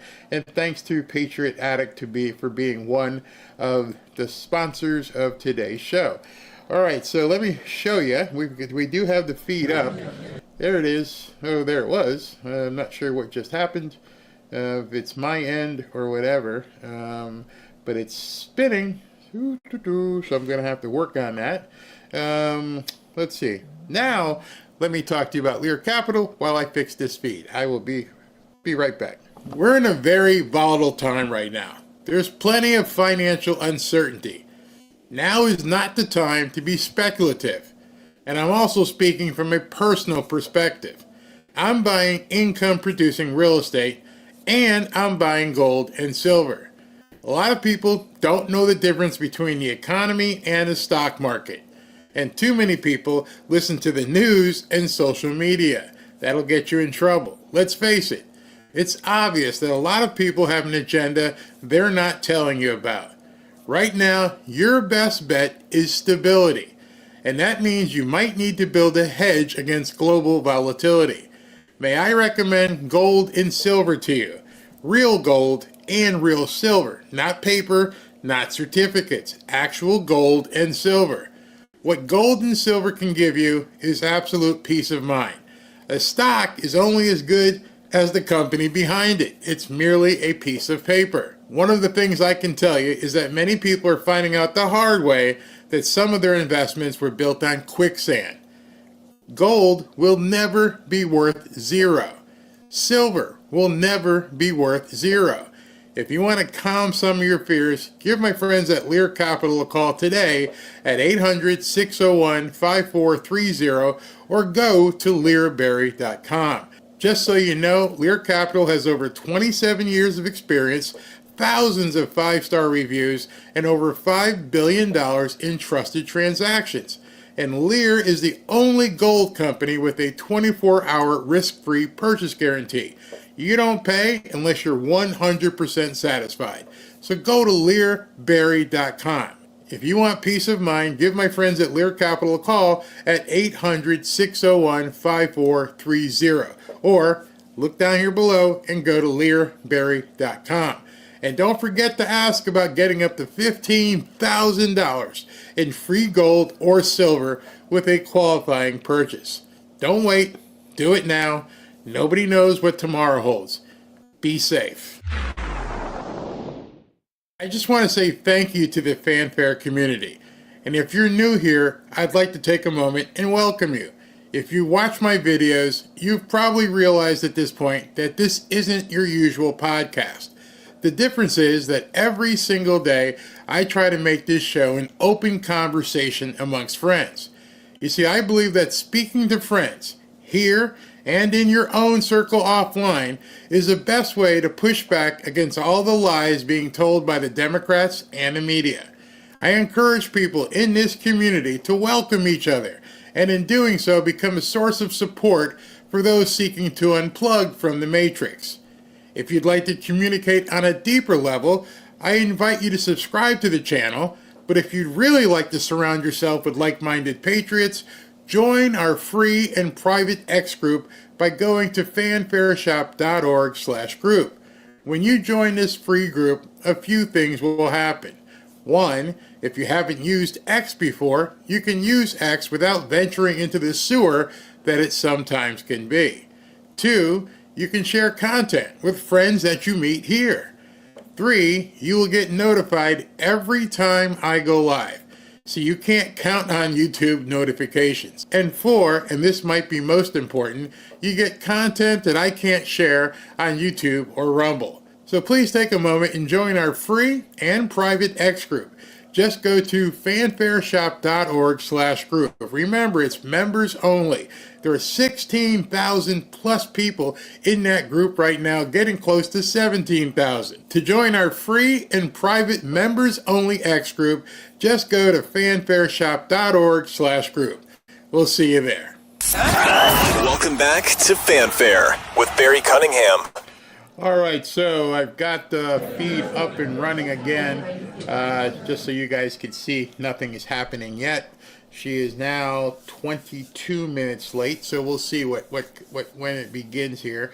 I have to keep looking to make sure that it's still working and people are moving, because otherwise it looks like, right now, Mystery Science 3000 Theater with just a head sitting there and nobody up on the screen, on the podium. So just a bit of housekeeping. Obviously, that part of the break there, we have over 17,000 people inside of the X group, so you're welcome to come there. In addition, what I want to tell you is the schedule for today. As I earlier mentioned, I was talking about the jeweler. Today is our anniversary, so I have no night show planned because we're going to be out. We're going to go have dinner and celebrate our 32nd anniversary. So there's no night show. So I figured there wouldn't be a second show. But, as President Trump is known to do, they have now scheduled another event. So at 5 p.m. today, so we're going to get done with this show, and she should, usually she talks for about an hour, and then we'll cut it, and we'll move on. And then tonight at 5 p.m., I'll go live at 4 o'clock, is what I'll do at 4 o'clock is I'll come on and I'll show you the speech from last night that 80% of you said you didn't see, and whatever news happens between the press conference and 4 o'clock. And then President Trump is doing a speech at 5 p.m. in Washington, D.C. as a part of an AI summit. So there will be a second show. It won't be a night show, but it will be a second show at about 4 o'clock, maybe even 4:30, and we'll see what time everything gets pushed into, because it's kind of odd for her to be this late without there being any notice. There are some different events happening right now. CPAC is going on. There was some different stuff, but I don't know if I have time to push over to it, because she could walk out there imminently and you would hear 2 minutes of somebody talking. But I understand Tom Homan made a good speech at CPAC. We can see if we can't pull that down later, and we'll go with that. So one thing I want you guys to let me know as she's talking, I always like to see what you guys are thinking. Thank you guys for looked over at the chat. Thank you guys for all the happy anniversary information. Thank you very much. Yes, family comes first. No show tonight, but there will be a second one coming up. All right, so one of the things, some people like the comments coming up on the screen. I guess I can put up a poll, and some people don't like the comments coming up on the screen while she's talking. So let me know what you guys think about that. Because I like them. I like to see what people are thinking about what she's saying. It can be kind of dangerous because, as you know, there's so many people that the trolls come in here, but SV's here, so, he and Roaring Rage and the others can play whack-a-mole pretty good. So let me go ahead and activate that now. I'll take a poll, and if people don't like it, then I'll go ahead and get rid of the comments. Thank you for the happy anniversary. 32 years. Probably two people that are so unlikely to have ever hooked up, and now we're 32 years in. I couldn't be happier. Let me see. SV sent me this video of Tom Homan. Let's see if I can pull it down, because maybe you guys we can play it. Hold on. Let me see here. And I think I can bring this in, But you watch, as soon as I spend the time to cut this and bring it in, undoubtedly she is going to walk out as soon as it pops up. So this speech by Tom Homan is about 10 minutes long, and it's uncut. So I'm just gonna put it up real quick here. I'll keep watching the stage here, the platform podium, to see if she walks out, so you guys won't miss anything. But here, let's listen to what Tom Homan has to say. You ready for this? And our next speaker, I think it's fair to say, pretty much intimidates all the right people on a regular basis. He has the world's greatest title and really one of the toughest jobs as the border czar. I give you Tom Homan. Come on out, Czar. Mr. Czar.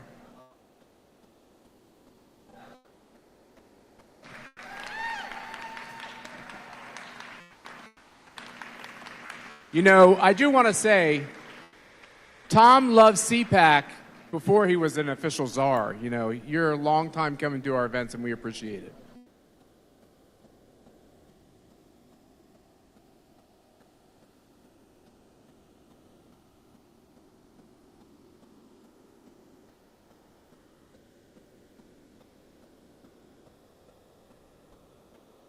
That's not me. How's that? First of all, I'm glad to be back. This is the second time I unretired for President Trump, and I'm excited about it. So let's start this with Trump 45. When trafficking happened across the border, we realized trafficking was going on. What did we do about it? We established DNA testing. We made sure families were families. We did a pilot program. Some of the pilot programs show as high as 30% of families claiming to be families weren't families at all. Fast forward to the Biden administration. They stopped DNA testing. They stopped the majority of the trafficking investigations. For 4 years, I woke up every day pissed off because I knew children were being trafficked. I knew women and children being sex trafficked. I knew children were coming across the border being released to the very people that paid to have them smuggled, that conspired with alien smuggling organizations that had their child smuggled, put their child in the hands of criminal cartels to be snuck across the border. And I knew, based on my 4 years' experience, what some of these children most likely went through. So every day I woke up pissed off. Because when you open the border up, people are going to come. When you make a promise to the whole world, you can cross the border legally. It's a crime, but don't worry about it. We'll release you within 24 hours, send you to the city of your choice with a taxpayer-funded plane ticket, put you in a free hotel room, give you 3 meals a day, and work authorization within 3 months. I knew the whole world was going to take advantage of that. The most vulnerable people in the world would take advantage of that giveaway program. And what did that do? It brought millions to the border, overwhelmed the Border Patrol. We're up to 70% of agents were off the line. Changing diapers, making baby formula, making hospital runs, making travel arrangements. 70% of agents off the line. There was several moments, actually many moments in that 4 years, where the entire sector of U.S. Border Patrol agents were pulled off the line to deal with overcrowding, processing, dealing with that humanitarian crisis. When you remove 70% of agents off the line, that's when bad things happen. That's when trafficking exploded to historic highs. That's when sex trafficking exploded to historic highs. That's when enough fentanyl came across to kill 250,000 Americans. That's when we went from 14 people on the terrorist watch list arrested during Trump 45 to over 400 under Joe Biden. So every day I woke up pissed off. So I couldn't wait to see President Trump win office back. Because I knew we'd come back and we fix it. And we did.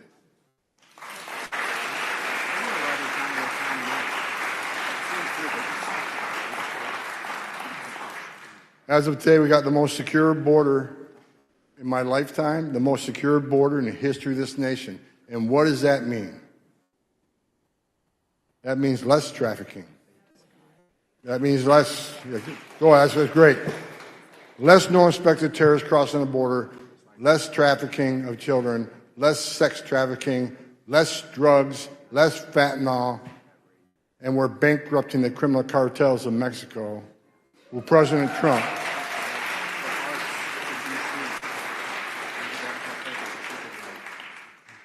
I said this before the election, and I say it again, and I mean it. President Trump will be the first president in American history to wipe the criminal cartels of Mexico off the face of the earth.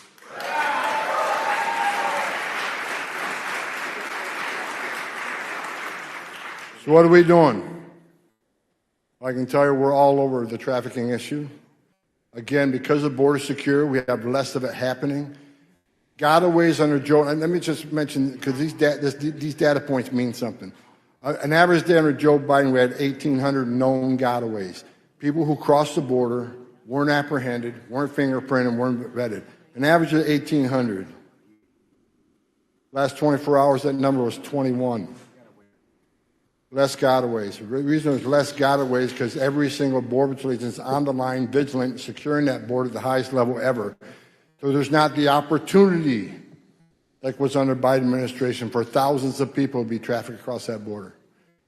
Our main focus right now is not just make sure that border is the most secure we ever had, which it is now, is to find the thousands and thousands of children that were trafficked in this country, released to unvetted sponsors, and the last administration lost track of 300,000 of them, and they weren't looking for them. Another thing that pisses me off. What did President Trump do? President Trump committed to three things. When President Trump called me and asked me to come back, he wanted me to take control over three things. One, secure the border. Two, run the biggest deportation operation this country ever seen. And three, find these kids.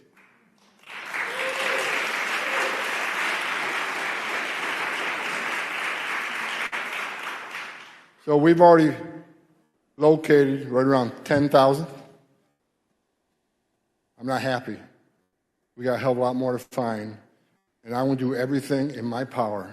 This administration will do everything in its power to find every single one of these kids.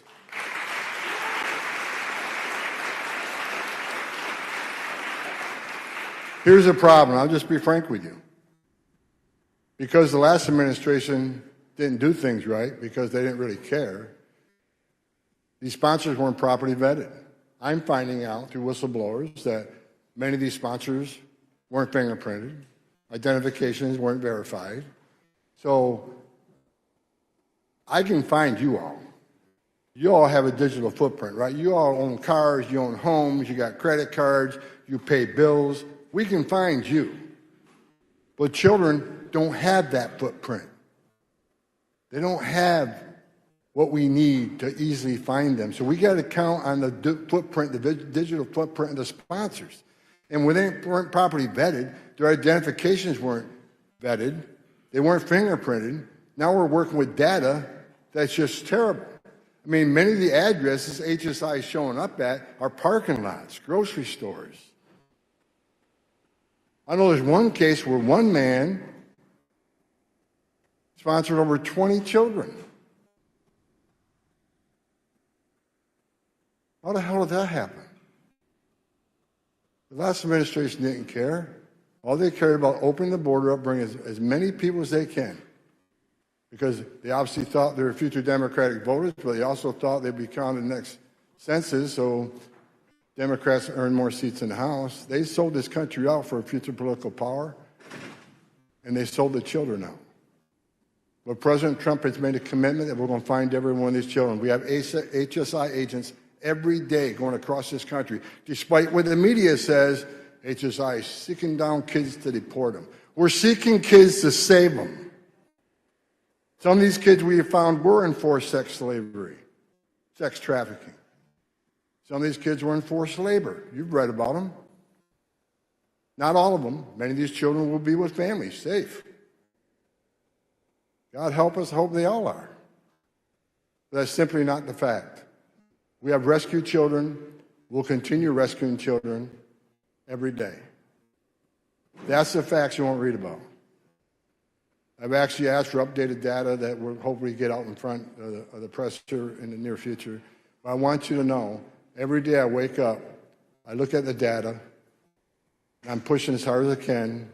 The White House president's pushing as hard as he can to make sure we're putting every resource available into finding every one of these children, and to permanently shut down sex trafficking and prosecute the animals that are involved in this.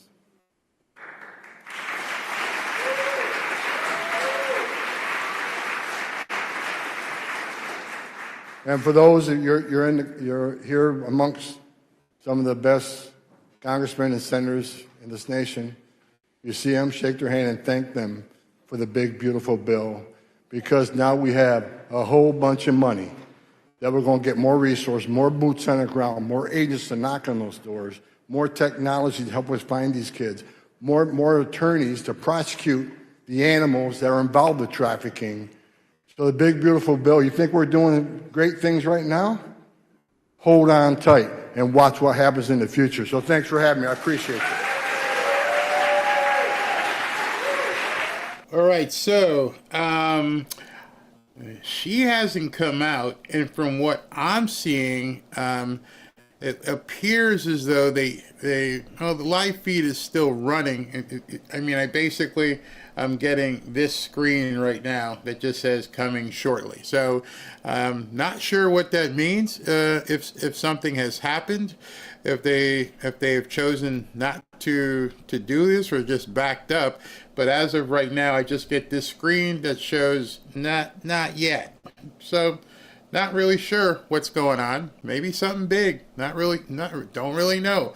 But we're all just waiting. I've checked a couple different feeds, and people are just waiting to see what exactly is happening at this point. Nobody seems to know. So that gives me an opportunity. Always have people says, Barry, I can't get on X. Anyone else having that same issue? No, this is interesting. No, I'm still on X. Everything's fine.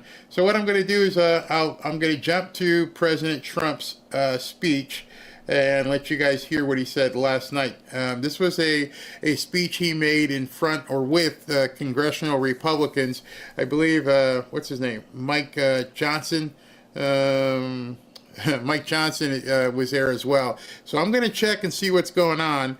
Something must be happening. I don't think nothing's been posted. She's 38 minutes late. Interesting times. All right, so is that on all feeds? Yep, I'm looking. RSBN's not even carrying it yet. The White House has information that it just says coming shortly, as I showed you. So let me check and see what's going on, if I can find out any information. And in the interim, let's listen to this.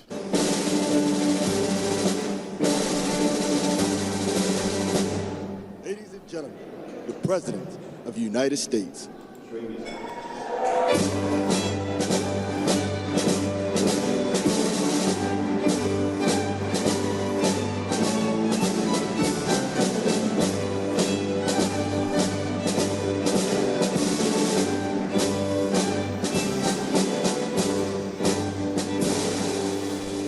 Well, thank you very much. This is a celebration in front of a lot of our good friends. And we've been celebrating in a certain way every night at about 4 in the morning when I had to call you and say, you gotta vote for us. The speaker would call and say, please get him to vote. I said, it's 4 in the morning. And everybody took the call, and just about everybody voted. And it's an amazing thing. So amazing that I just signed, and it was really helped a lot by our big, beautiful deal that we just did, the big, beautiful bill, as we call it. But I just signed the largest trade deal in history. I think maybe the largest deal in history with Japan. And that was done with Japan. They had their top people here, and we worked on it long and hard, and it's a great deal for everybody. I always say it has to be great for everybody. It's a great deal. A lot different from the deals in the past, I can tell you that. But we're doing really well as a country. We're strong. We have a lot of money flowing in. The tariffs are kicked in better than anybody other than me and a few of the people in the room thought could happen. Howard and Scott, And I just want to thank you all. You've been unbelievable allies, because you're really allies. That's what you've been, and we appreciate it. Some were very difficult, but you got there. And some were a little bit, they had a little confidence, and they came in early. We just appreciate everybody. But we're gathered tonight to celebrate 6 months of incredible achievements by one of the most successful House majorities in American history. That's what it's about. All right? Despite having an incredibly narrow margin, and you know that, we had actually one period speaker where we had one. In other words, we had a majority of one. Then we took a few good victories with some little elections that took place. A couple of other things happened, and we ended up with 7. But we had one, and the speaker said to me, you know, we're one heart attack away from losing the majority. We don't want to be there, and I think the results of what we're doing together will give us a tremendous midterm. We're going to work together very hard. We're going to make all those robocalls for you, and we're going to pick it up, and we're going to really we're going to increase. I think we should increase by a lot. But despite this incredibly narrow margin that you've already fulfilled, think of this: more promises than any Congress in generations. There's been no Congress, and we've had some even where we were up quite a bit, but there's been no Congress like this Congress in terms of achievement that people can even think of. Now, we have to take world wars out. We can take a couple of things out, but basically there's never been anything like this. And we did this with very small majorities. And I want to thank John Thune also, because the Senate has been, and all of the people in the Senate, because they've been terrific also, working with Mike and everybody. But I especially tonight want to thank Speaker Johnson for doing a job that I think you could have done. I think he'll go down, and I think he's got a long way to go. He's going to go down as one of the greatest speakers at any time in history. And you know, and I say this, you needed a very precise personality to get these voters. If you had somebody that was just a little bit off, you were going to lose 20 votes. Then you couldn't lose any. So I just want to thank you. Everybody believes that too, Mike. Thank you very much. Great job. And Kelly is here. Hi, Kelly. Hi, Kelly. Also, a man of great courage, Steve Scalise. He's our majority leader. No, I have told the story so many times, but he was very brave. I saw him in the worst of times. I was there at his hospital late at night with his incredible wife, and we thought Steve was not with us. He was going to be a goner, and he was tough. And I actually think you look better now than you did then. If you want to, you look better now than you did before this horrible thing happened. So whatever the hell you're doing, you're going to have to let us know, all right? But he's great. And another guy who I've really gotten to like, and usually this doesn't happen because I used to have little arguments. I said, boy, he's a tough guy. He's a nasty, tough guy. And then I realized how talented he was, how good he was. And we got to be, I think, really good friends. Tom Emmer, he's incredible, actually. But his wife, oh, there she is. But she liked me, and she said, you know, you don't understand my husband. He's really, and she turned out to be right. His greatest asset. Thank you both for that. So nice. Thank you. She's incredible. And every other member of Congress that's with us, we have almost pretty much a full contingent. Some of you have your spouses, and we appreciate, and that's why we appreciate what you've had to go through. These were late nights, and a lot of them too. We had a lot of them. We had, if we turned off the phones at 3:30 in the morning, we weren't working very hard. It was really something. So I just want to thank you all, and we also have Secretary Scott Bessent. Is Scott here someplace? I think so. Scott, thank you very much, Scott. And we just came in from the Oval Office, where a few people got to watch the negotiation with Japan. It was interesting. Doug Burgum, I think, might be here someplace. Doug, hi, Doug. And I said to the Japanese trade representatives, and these were the top people, we concluded the one deal, Doug, and now we're going to conclude another one because they're forming a joint venture with us in Alaska, as you know, for the LNG. So I said we'll all do that together with Chris. Is Chris here? I don't know. Good afternoon, everybody. We have a special guest with us today who will speak momentarily. But first, I would like to begin with a message from the White House to the families of the victims in the brutal murder case in Idaho, who were sharing their heart-wrenching stories about their loved ones before the court today and addressing the evil killer who took 4 precious souls.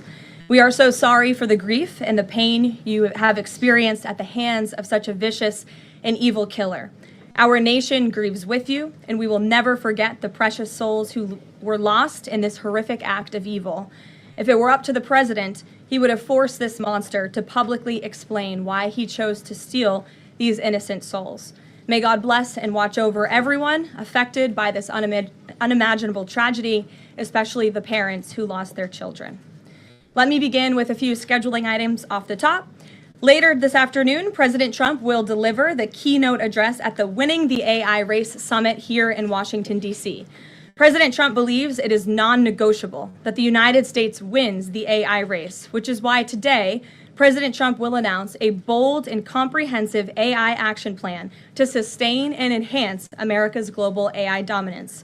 Under President Trump's leadership, our country will lead the world in AI to secure a brighter future for all Americans, massively grow our economy, and protect our national security. The president will also sign 3 executive orders at the event this afternoon. On Friday morning, President Trump will travel to Scotland for a working visit that will include a bilateral meeting with Prime Minister Starmer to refine the historic U.S.-UK trade deal. On the topic of trade, yesterday, President Trump accomplished something no other president has ever achieved. The president secured and announced 3 major trade deals with the Philippines, Indonesia, and Japan, all in one day. President Trump is finally putting a stop to our country getting ripped off. As a result of the president's successful negotiating tactics, many foreign markets are now being opened to American industries for the very first time, and harmful trade barriers are being broken down. Thanks to President Trump, these countries around the world are agreeing to open their markets to American-made products and goods for the first time, which will lead to a boom in sales and profits for American businesses right here at home. As President Trump said, he will only lower tariff rates if a country agrees to open their market to American-made products. If not, they will continue to face tariffs and pay a steep price to do business in the United States of America, which remains the best market on the face of the planet. Also this week, the president officially marked 6 months here at the White House. He made big promises to the American people on the campaign trail last year, and he has unquestionably delivered on those promises in record time. The president has defeated the Biden inflation crisis to make America affordable again. Core inflation is currently at its lowest level in 4 years, and prices for everyday goods are falling. The president's pro-growth policies have fueled massive job growth across our country. Since the president has taken office, our economy has added nearly 700,000 new jobs, with native-born American workers accounting for all job gains. The president has put the economic needs of families and of workers first. He signed the largest tax cuts for the middle class in American history, including no tax on tips, overtime, and Social Security. We have also seen the president unquestionably deliver on his promise to secure our southern border. He has ended Biden's illegal alien invasion, and for 2 months in a row, 0 illegal aliens were released into our country. The president has also, as you all know, initiated the largest mass deportation campaign in American history. The president has also restored law and order to make America safe again, another campaign promise he vowed to the American public. The United States of America is currently on track for its lowest murder rate on record, following this shift from the last administration to the Trump administration. The president has also ended Joe Biden's reckless war on American energy. U.S. oil and natural gas production are now surging, and summer gas prices reached their lowest level since 2021. The president has also rebuilt our military, another campaign promise. He just signed the largest military investment in decades to modernize our armed forces with cutting-edge technology to replenish our stockpiles and provide American troops with the best equipment in the world. The U.S. Army, Navy, Air Force, and Space Force have all reached their recruitment goals months in advance. The president has restored America's standing on the world stage, brought back peace through strength, and brokered numerous peace agreements to end wars. Again, all of this in just 6 months. He obliterated Iran's nuclear program to end the war between Israel and Iran, got NATO members to raise their defense spending to 5% of GDP, and secured a ceasefire between India and Pakistan, as well as brokering a historic agreement between Rwanda and the Democratic Republic of the Congo. The president has already received 3 different Nobel Peace Prize nominations for his peacemaking efforts. Again, all of this progress, all of these accomplishments have occurred in just 6 months. We are truly just getting started, and we look forward to working with all of you for the next 3.5 years. On another matter, over the past few days, Director of National Intelligence Tulsi Gabbard has unveiled shocking new evidence that former President Barack Obama and top aides in the Obama administration conspired to subvert President Trump's 2016 election victory and undermine the democratic will of the American people. While publicly pretending to engage in a peaceful transfer of power, in private, former President Obama went to great and nefarious lengths to try to sow discord among the public and sabotage his successor, President Trump. The new evidence released by the Director of National Intelligence, who is here with me today, confirms that the Obama administration manufactured politicized intelligence, which was later used as the justification for baseless smears against President Trump in an effort to try to delegitimize his victory before he even took the oath of office. The truth is that President Trump never had anything to do with Russia, and the Russia collusion hoax was a massive fraud perpetuated on the American people from the very beginning. And the worst part of this is Obama knew that truth, and so did all of the other corrupt officials involved in this scam, including former CIA Director John Brennan, former Director of National Intelligence James Clapper, former FBI Director James Comey, former Deputy Director Andrew McCabe, and many others. Director of National Intelligence Gabbard's report further confirms what we already knew. There was no collusion, no corruption, except on the part of Barack Obama and the weaponized intelligence agencies at the time. The Russia hoax was a blatant lie, all ginned up by Democrat political operatives that were signed off on by then President Obama and leaked to the news media to launch a years-long witch hunt against President Trump and his first administration. Allies of the president, including his own son, Donald Trump Jr., were disgustingly smeared as Russian assets, and some even had their lives destroyed because of this vicious lie. The president's first 2 years in office had this fake distraction hanging over it, and endless resources, time, and political capital were spent having to debunk these lies from the highest levels of our government. Now, nearly 10 years later, thanks to the declassification of documents by Director Gabbard, the truth has finally come to light. And this truth vindicates President Trump, his family, and his many allies and associates who were smeared with defamatory lies. President Trump was right from the beginning about all of this, and we are grateful that justice can be served. Now, we have even more damning evidence implicating those who tried to sabotage a duly elected president and did grave material harm to our republic. Thanks to additional important work done by CIA Director Ratcliffe, Committee Chairman Rick Crawford over the past few months, a newly declassified 2020 report prepared by the House Permanent Select Committee on Intelligence, which DNI Director Gabbard has declassified, found that the intel community did not have any direct information that Russian President Vladimir Putin wanted to help elect President Trump in 2016. And in fact, Russia was actively preparing for a Hillary Clinton victory. But at the unusual direction of Barack Obama at the time, the intel community published implausible intelligence suggesting otherwise. Why? To sabotage the incoming president. This is truly one of the greatest political scandals in American history. And reporters at legacy outlets, some of which are sitting in this room today, like the New York Times and the Washington Post, were ridiculously awarded Pulitzer Prizes for their perpetuation of this hoax. It's well past time for those awards to be stripped from the journalists who received them. It is not journalism to propagate political disinformation in service of the Democrat Party and those in the intelligence community who hand over out of context and fake intelligence to push a false political narrative. I will now pass it over to the Director of National Intelligence, Tulsi Gabbard, to speak more about all of this, and then we will open it up for questions afterwards. Tulsi, thank you for being here. Oh. Thank you very much. Good afternoon. At President Trump's direction and with the support and coordination with the House Intelligence Committee Chairman Rick Crawford, today we've released a declassified Oversight Majority Staff report that was produced in September of 2020.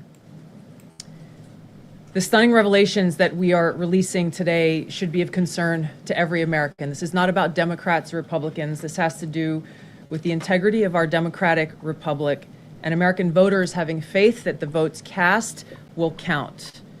There is irrefutable evidence that detail how President Obama and his national security team directed the creation of an intelligence community assessment that they knew was false. They knew it would promote this contrived narrative that Russia interfered in the 2016 election to help President Trump win, selling it to the American people as though it were true. It wasn't. The report that we released today shows in great detail how they carried this out. They manufactured findings from shoddy sources. They suppressed evidence and credible intelligence that disproved their false claims.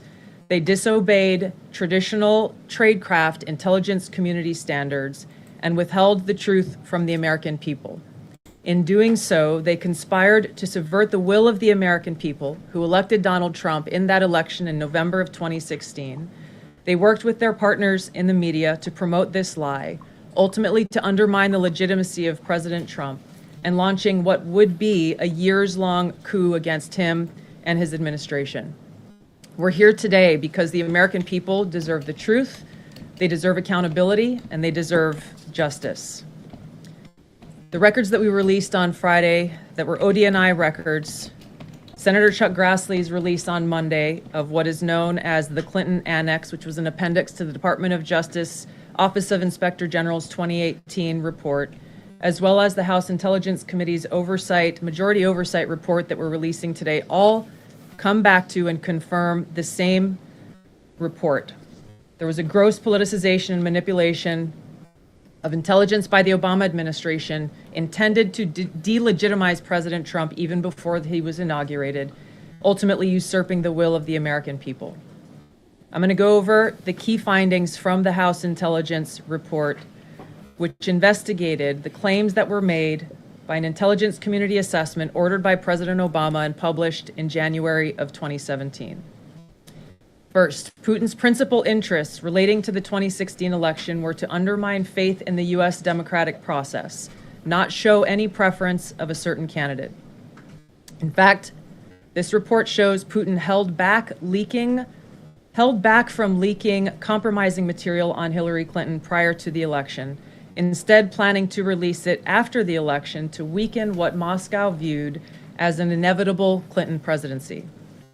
In the January 2017 intelligence community assessment that President Obama ordered, John Brennan, who was CIA director at the time, and the intelligence community intentionally suppressed intelligence that showed Putin was saving the most damaging material that he had in his possession about Hillary Clinton until after her potential and likely victory.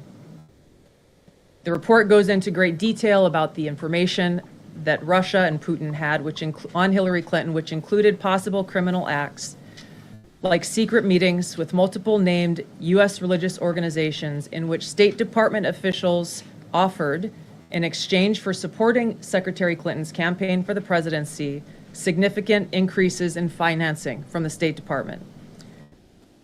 They also had documents that showed the patronage of the State Department to State Department employees who would go and support Hillary Clinton's presidential campaign. There were high-level DNC emails that detailed evidence of Hillary's, quote, psycho-emotional problems, uncontrolled fits of anger, aggression, and cheerfulness, and that then Secretary Clinton was allegedly on a daily regimen of heavy tranquilizers. Then CIA Director Brennan and the intelligence community mischaracterized intelligence and relied on dubious substandard sources to create a contrived false narrative that Putin developed a quote-unquote clear preference for Trump. Brennan and the IC misled lawmakers by referencing the debunked Steele dossier to assess quote-unquote Russia's plans and intentions, falsely suggesting that this dossier had intelligence value when he knew that it was discredited. The intelligence community excluded significant intelligence and ignored or selectively quoted reliable intelligence that contradicted the intelligence community assessment's key findings on Putin's alleged support for Trump. Including this intelligence reporting would have exposed the ICA's claim as implausible, if not ridiculous. The intelligence community assessment omitted reliably sourced information, such as how some Russian intelligence officials were quote-unquote planning for candidate Hillary Clinton's victory, while others assessed neither Trump nor Clinton would respect Russia's interests. As was reflected in the ODNI documents that we released on Friday, multiple intelligence community assessments released in the months leading up to the November 2016 election concluded that Russia had neither the intent nor capability to impact the outcome of the U.S. election. On December 5th of 2016, the FBI and ODNI gave the House Intelligence Committee its first post-election classified briefing, in which there was no mention of Putin aspiring to elect Trump by either agency. The Presidential Daily Brief, drafted on December 8th of 2016, stated that no Russian or criminal actors impacted vote counts. This document was pulled just hours before it was to be published due to quote-unquote new guidance. If it had been published, it would have been briefed to both President Obama and President-elect Donald Trump. On December 9th, 2016, a National Security Council meeting was called to gather President Obama's senior national security officials, which included CIA Director Brennan, then Obama DNI James Clapper, Susan Rice, and others. Following that secret meeting, DNI Clapper's assistant sent an email to the intelligence community with the subject line, POTUS tasking on Russia election meddling, tasking ODNI leaders to create a new assessment per the president's request. The House Intelligence Committee Oversight Report that we released today reveals that, quote, unlike routine intelligence community analysis, the intelligence community assessment was a high-profile product ordered by the President Obama. It directed senior intelligence community agency heads and created an intelligence community assessment limited to just 5 analysts, using one principal drafter. This is not something that occurs in the normal path of producing an intelligence community assessment that reflects the views across the intelligence community. The production of this intelligence community assessment was subject to unusual directives directly from the president and senior political appointees, especially the former director of the CIA, John Brennan. The House Intelligence Committee Oversight Report also shows how later that same day, on December 9th, Brennan ordered the publication of quote-unquote substandard reporting on Russian activities, which had previously been withheld from publication of prior assessments because the information was judged, quote, to have not met long-standing publication standards. Some of the information later used in the Obama-ordered assessment over the objections of veteran CIA officers was, quote-unquote, unclear or from unknown sources.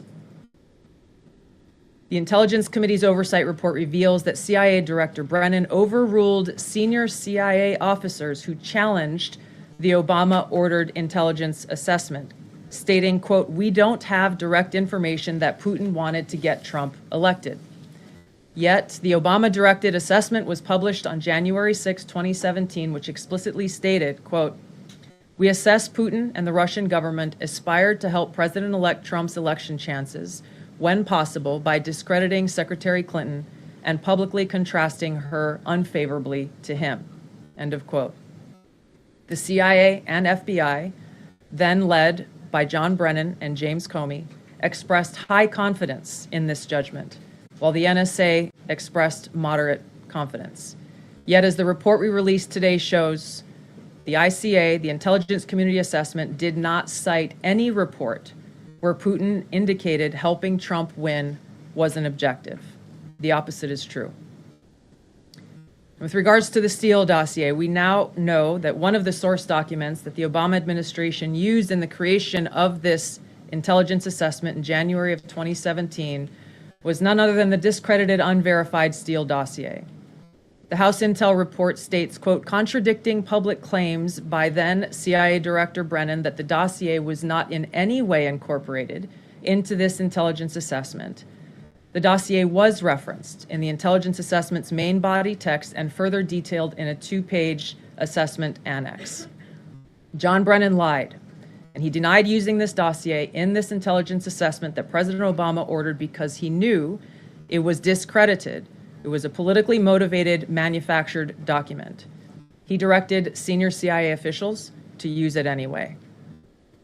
CIA officer told the House Intelligence Committee staff as they investigated this, quote, the director of the CIA, John Brennan, refused to remove it, and when confronted with the dossier's many flaws, responded, quote, yes, but doesn't it ring true?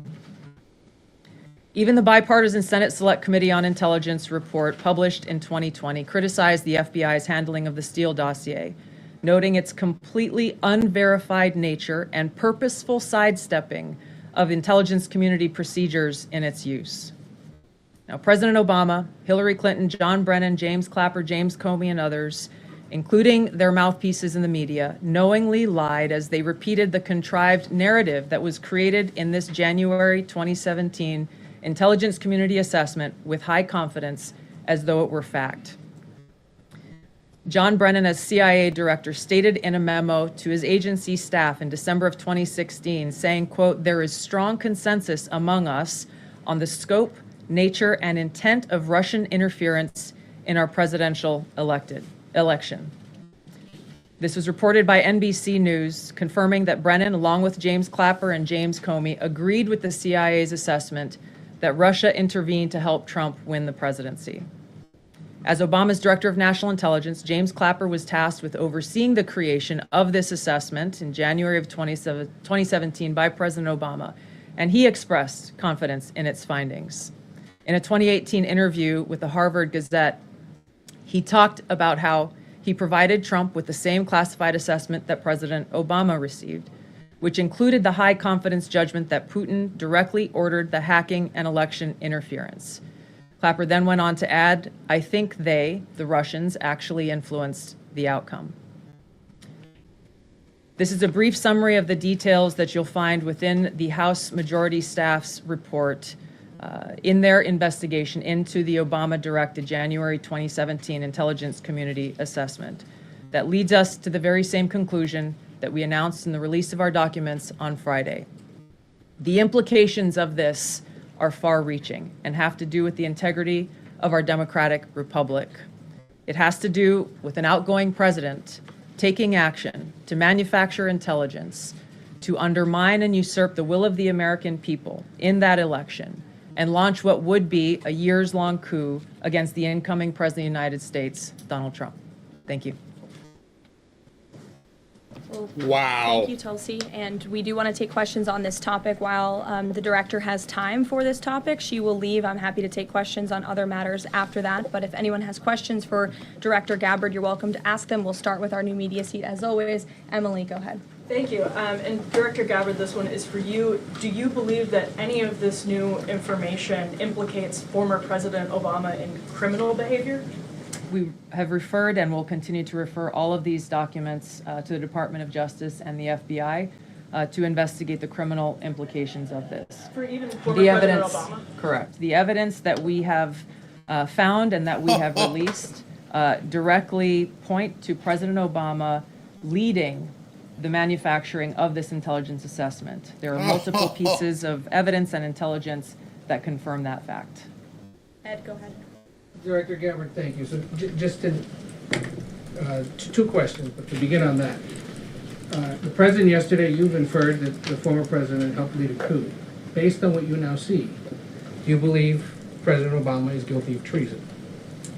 I'm leaving the criminal charges to the Department of Justice. I am not an attorney, but as I've said previously, when you look at the intent behind creating a fake manufactured intelligence document that directly contradicts multiple assessments that were created by the intelligence community, The expressed intent and what followed afterward can only be described as a years-long coup and a treasonous conspiracy against the American people, our republic, and an attempt to undermine President Trump's administration. The Senate Intelligence Committee spent several years looking into this and unanimously agreed in a bipartisan fashion, Secretary of State Rubio was a member of that committee, that there was no political interference.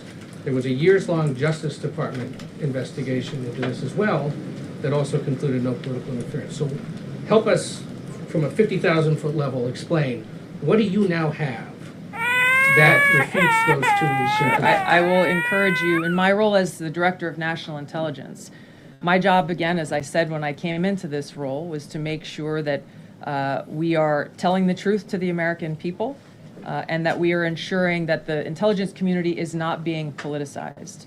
So I'm not asking you to take my word for it. I'm asking you and the media to conduct honest journalism and the American people to see for yourself in the documents that we've released now, close to 200 pages, that point in multiple references, multiple examples, to include comments that have been made by senior intelligence professionals, who are some still working within these agencies today, that confirm the conclusions that we have drawn, that President Obama directed an intelligence community assessment to be created to further this contrived false narrative that ultimately led to a years-long coup to try to undermine President Trump's presidency. And it's your belief that those two previous investigations missed that or covered it up?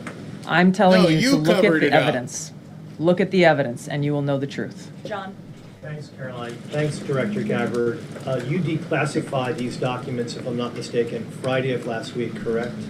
We released them on Friday of last week, the first tranche, yes. This isn't the first time that President Trump has been president of the United States. He was president from 2017 to 2021. Couldn't the prior DNI under President Trump have declassified these documents? And why didn't that DNI do that at that time? I can't speak to what happened there. There were several DNIs under the first Trump administration. President Trump faced many challenges from those who were working in the government who sought to undermine his presidency. That's been clearly detailed. What I can speak to is the fact that this was one of the first things that we started to investigate here within this Trump administration and have released the results upon the conclusion of our investigation. And then my second question has to do with what intelligence agencies around the world have said about Russia, that they have tried to influence elections in the United States, in France, in Germany, in the UK. Do you disagree with that? Do you believe that Russia is a bad actor as it relates to trying to influence elections? I'll point back to the intelligence that President Trump has ordered declassified, that we have declassified and released, that the intelligence reflects Russia's motives were to try to sow discord and chaos within the U.S. election, which is a clear distinction from showing a preference for or against a specific candidate, which is what the Obama manufactured intelligence document alleges, that Russia preferred Donald Trump and tried to help Donald Trump get elected. Again, going back to the most important point here, with the intent to undermine the legitimacy of President Trump's election and therefore subvert the will of the American people who chose to send him to the White House. Reagan. Thanks, Caroline. Director Gabbard, Reagan Reese with the Daily Caller. You laid out that the documents revealed that the Obama administration did not publish a December 2016 presidential daily briefing that demonstrated that Russia did not steal the election. Trump was receiving these briefings at the time because he was president-elect. Are you of the view that that information was kept out of the briefing because then President-elect Donald Trump would have seen it? I don't have any documents that speak to exactly what the new guidance was that was given as the reason for pulling that document, which, by the way, still has never been published until we released it last week, Friday. One could assume that they didn't want President Trump to see a document that came from the intelligence community that would contradict the Russia hoax narrative that began through the Hillary Clinton campaign with the Steele dossier. One more, maybe either for you or Caroline. The president said yesterday that Obama committed treason. Do you or the White House believe that the Supreme Court's immunity decision protects Obama from prosecution? Look, I can speak to the president's feelings on this matter. He spoke to all of you yesterday in the Oval Office, but I also spoke to him about this morning. And he wants to see all those who perpetuated this fraud against our country, who betrayed our country and the Constitution, to be thoroughly investigated and held accountable. And it's been 10 years of this. And I would just add, based on everything the director has said and declassified, all of you in this room should go through it and take a look at this report and review the intelligence, because unfortunately that hasn't happened. And many of the people who perpetuated this hoax, Clapper, Andy McCabe, James Comey, and many others, have been hired by major networks in this room to go on television and continue to spew these lies, knowing that they are lies. And if you all recall, just flashback to 2016 and the years after, the entire Trump 1 presidency was embroiled in this scandal that was perpetuated by the Democrat Party. And you had major Democrat Party officials in this city, namely Adam Schiff, Hillary Clinton, Elizabeth Warren, who went on television and told the American people Donald Trump is an asset of Russia. It was a lie. They always knew it. Hillary Clinton herself said that President Trump would be a puppet for Putin. Senator Tim Kaine at the time called President Trump Vladimir Putin's defense lawyer. Adam Schiff stated, and one of the worst things a lawmaker can do is to tell the American people, I know something you don't know, it's just classified and I can't tell you. And that's what he said. I can tell you that the case is more than that. I can't go into the particulars, but there's more than circumstantial evidence now. And not enough people in this room, not enough journalists in this country pushed Adam Schiff to say, what are you talking about? What evidence do you have? Everybody just ran with the lies, and it led to impeachments. It led to the division of our country. Unfortunately, so many Americans, from listening to outlets in this room, believed in these lies. And it's a complete scam, and it's a scandal, and the president wants to see accountability for that. Phil. A question for Director Gabbard. A spokesperson for former President Obama said in a statement earlier this week, quote, "Nothing in the documents issued last week undercuts the widely accepted conclusion that Russia worked to influence the 2016 election, but did not successfully manipulate any votes." How do you respond to critics like former President Obama and also others on the Hill who say that the administration is conflating apples and oranges here, conflating allegations of actual hacking of voter machines and allegations of interference generally? I think it's a disservice to the American people that former President Obama's office and others who are criticizing the transparency that is being delivered by releasing these documents. They are doing a disservice to the American people and trying to deflect away from their culpability in what is a historic scandal and negative action towards the American people and our democratic republic. The answer to that statement can very clearly be found throughout all of the documents that we have released. Again, showing that Russia has took action to try to sow discord in the election, but showed no preference for or against any singular candidate. You've long been an opponent of weaponization in government. How do you respond to criticism that referring Obama administration officials and even potentially the former president is just more weaponization, and this is a potential race to the bottom? I think that's a very disrespectful attack on the American people who deserve the truth. They deserve to have faith and trust in the integrity of our democratic republic, which has been undermined by President Obama through his direction of this manufactured fake intelligence document, knowing that it was filled with lies and knowing that it would and could then be used for all of the actions that came after. Karoline, and I would just add, there needs to be accountability for that weaponization, Phil, that we've seen. And no one has been a victim of the weaponized government more than President Trump, not just because of this political scandal. You all recall his house was raided. So I think, it's very disingenuous for people to say, how dare they speak of former President Obama about this based on evidence and based on intelligence, when the former president of the United States, Donald Trump's home was raided, when he was forced to sit in a Manhattan courtroom and many other courtrooms across the country for crimes he never committed, when he was in impeached and indicted, and the entire country witnessed that. That's the weaponization of justice. Now the president is back because the American people see the truth. Nearly 80 million Americans reelected him back to this office, and he believes that we need to have justice and accountability. And I think the nearly 80 million Americans who reelected him agree with that. Caitlin. Thank you, Caroline. Two questions for Director Gabbard just on this. Director Gabbard, you referenced the past intelligence reports and assessments on this, including that 2017 one that was signed off, as Ed noted, by every Republican on the Senate Intelligence Community, including the acting chair of the time, now Secretary of State Marco Rubio, who said in a statement that they did not find any evidence of Russian collusion, but they did find, however, is very troubling, and they found irrefutable evidence of Russian meddling.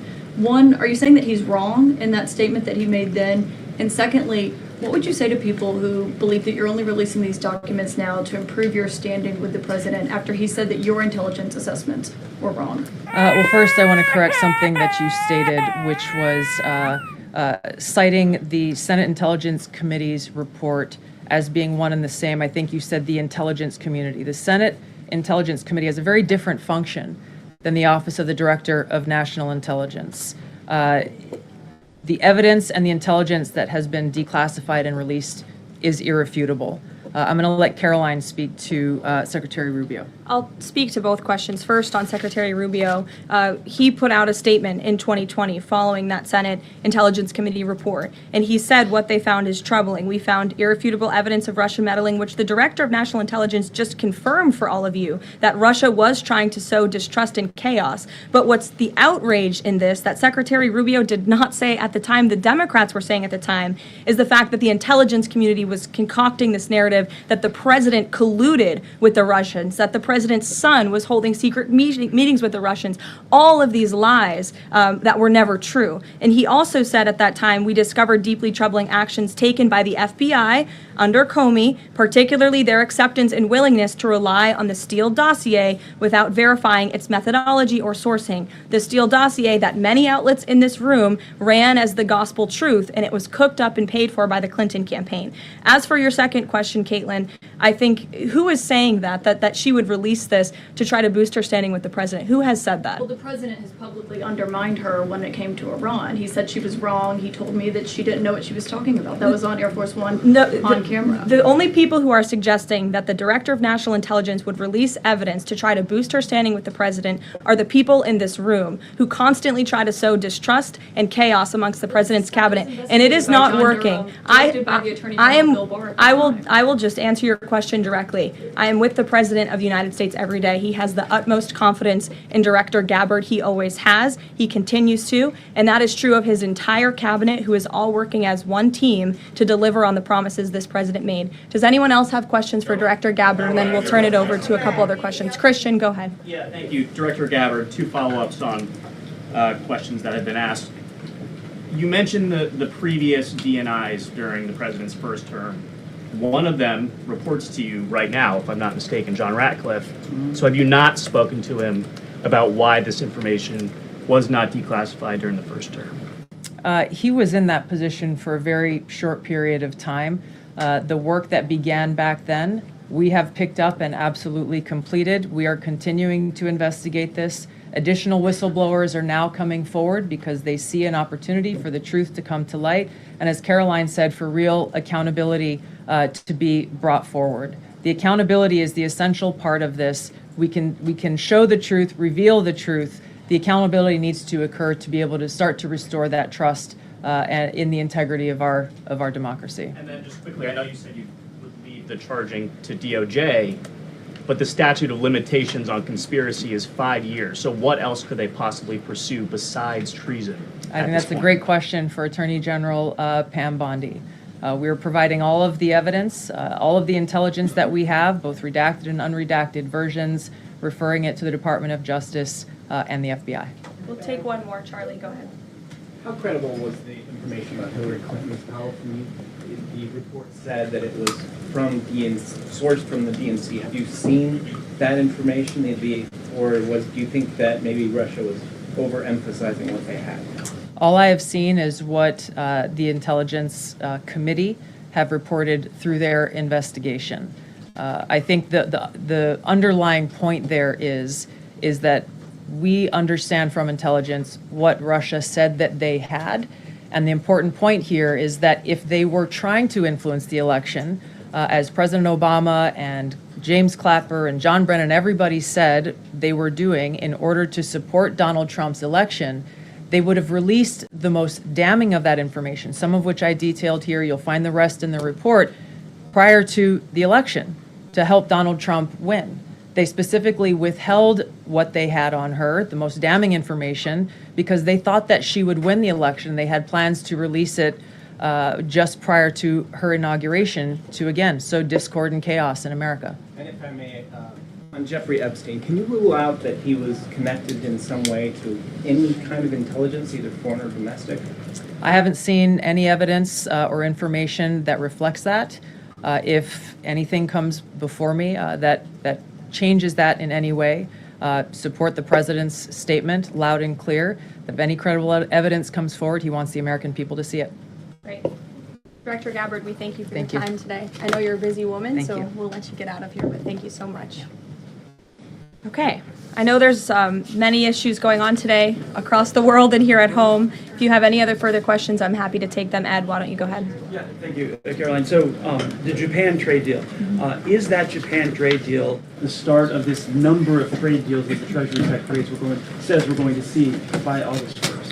I think it is. I mean, as you said, we had Japan yesterday. We also had Indonesia, and we had the Philippines as well. The president announcing all three. He came in as the closer in all three of those. I've said many times from this podium that the president's trade team has been in active talks and discussions with many countries around the world, and you've all been anxiously awaiting what those countries were. Now you know three of them, and there's many, many more to go. We have now sent 25 letters to countries around the world. But just to reiterate this Japan deal, for those at home who may have missed it, Japan will now pay a 15% tariff versus the reciprocal rate of 24% that they initially had. Auto and auto parts tariffs have been reduced to 15%, but the centerpiece of this deal now is the president got Japan to commit to $550 billion in investments to revitalize American industries. And these funds will be spent at President Trump's discretion and direction into key industries such as energy, semiconductors, critical minerals, pharmaceuticals, and shipbuilding.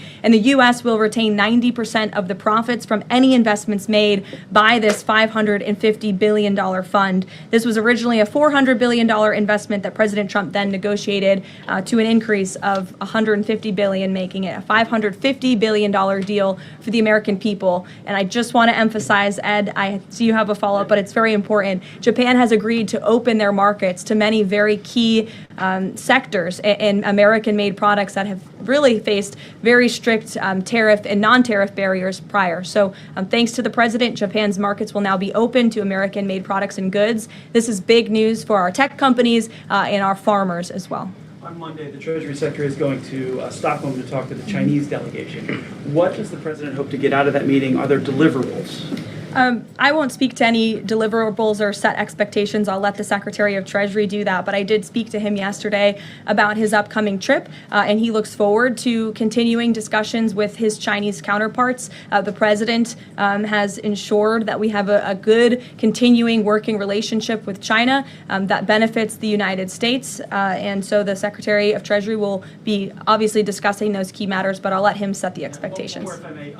Sure. Given what the DNI just said and laid out, does President Trump believe that President Obama should go to jail for something? Look, the president believes that this matter needs to be thoroughly investigated, and anyone convicted of crimes should be held accountable in this country. Go ahead. Special Envoy Wickoff is headed overseas again. Good to see you, Olivia. I haven't seen you since the campaign trail. Yeah, it's good to see you.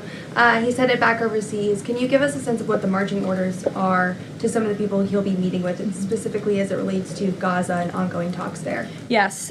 Special Envoy Wickoff is headed to Europe, where he will meet with key leaders from the Middle East to discuss the ongoing ceasefire proposal to end this conflict in Gaza and to release the hostages.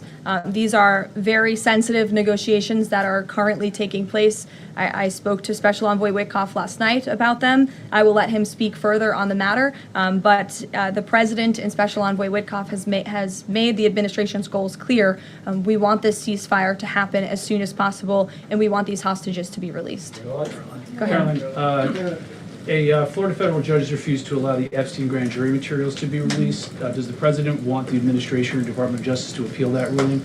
That was just breaking as the director and I were coming out here, so I haven't had a chance to talk to the President about it. I understand there are 2 other requests from the Department of Justice that are ongoing, but I'll let this President speak to whether he wants to see an appeal. And the Department of Justice, I'm sure, can give you a statement on that as well. And is he supportive of the effort to talk to Ghislaine Maxwell? I know that Todd Blanchard mentioned that earlier this week. The President spoke to this yesterday, and he said he thinks it's an appropriate idea.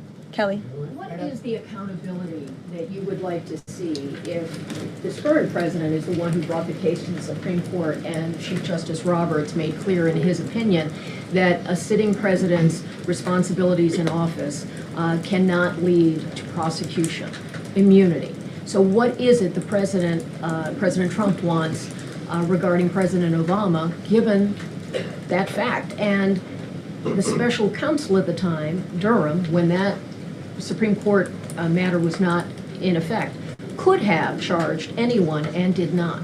So on those 2 points, how do you respond?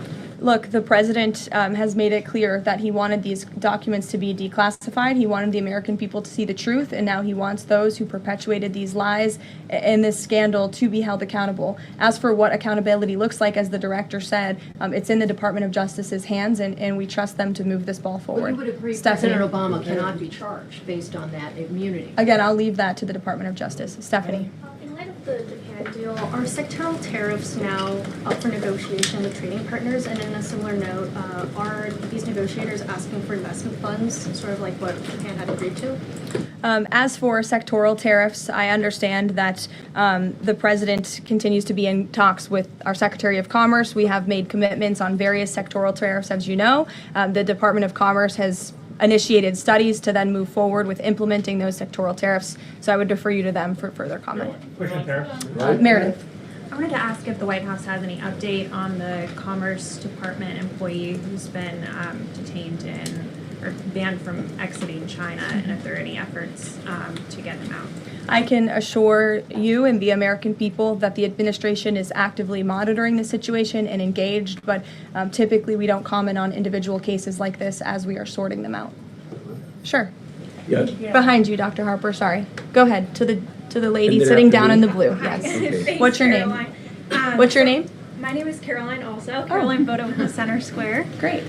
So Republicans in the Senate today said that they are pulling back on legislation to impose sanctions on Russia after the president said he wants to act unilaterally. Can you elaborate on what the president intends to do? Look, the president has been in very close communication with his friends in the Senate, particularly Senator Lindsey Graham, on this issue. But the president has always maintained, he's the commander-in-chief and the president for a reason, and he has been deeply involved in this conflict since the beginning. And so any decisions that are made with respect to sanctions, the president wants to reserve that authority and that right to himself. Jasmine. Thanks, Caroline. 2 questions for you. The first on AI. Does President Trump support federal agencies contracting with Elon Musk's AI company? I don't think so, no. Okay, so he would want the DOJ to then cancel the contract with Musk. I'll talk to him about it, yes. And my second question, just, obviously the developments with the Epstein case with the judge, but I wonder, has the White House counsel, the DOJ explored any other documents that could be released to the public that don't have to do with that grand jury testimony? To my knowledge, the Department of Justice has moved forward with the request to unseal that grand jury testimony, and as you know, they have also moved forward with interviewing Ms. Maxwell, which I believe will be taking place very soon. Go ahead. Sure. Thanks, Caroline. I have a question about Paul Ingrassia, the OSC nominee who faces a Senate committee hearing tomorrow.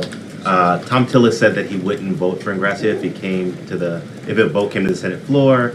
24 worker advocacy groups have said that they don't support his nomination. What is the White House planning to do to sort of turn the tide or convince legislators that they should vote for him? The White House is always in communication with members of both the Senate and the House, and we stand by the president's nominees. Sure. In connection with the Mueller investigation, a grand jury indicted 13 Russians. President Putin has said he will never extradite those men. Given the new information that Ms. Gabbard has found, what's the administration's position on that case? Should those charges be dropped? I don't have an update for you on that case, but I'll check in with the National Security Council, and our team will get you something. Sure. Thank you so much. So Fannie Willis and Jack Smith separately, they both charged President Trump with conspiracy to defraud the United States and a conspiracy to overturn the 2020 election. And now it turns out we're confirming that Obama and his cronies were doing that the whole time in 2016 on a massive scale, falsifying documents and having their intel agencies do this. What does this say about the 2020 election? And also, what's your thoughts on the irony here? There is a lot of irony, especially for the party of the Democrat Party, who claims to be for democracy. We often heard throughout the 2024 campaign they were calling this president a threat to democracy. And now I think the declassification of all of these documents proves that they were indeed the true threat to democracy. And as I said repeatedly today, there needs to be justice and accountability for that. You all will hear directly from the president later this afternoon at the AI Summit here in Washington, D.C., scheduled to speak later in a few hours. So we will see you all there. Thank you very much.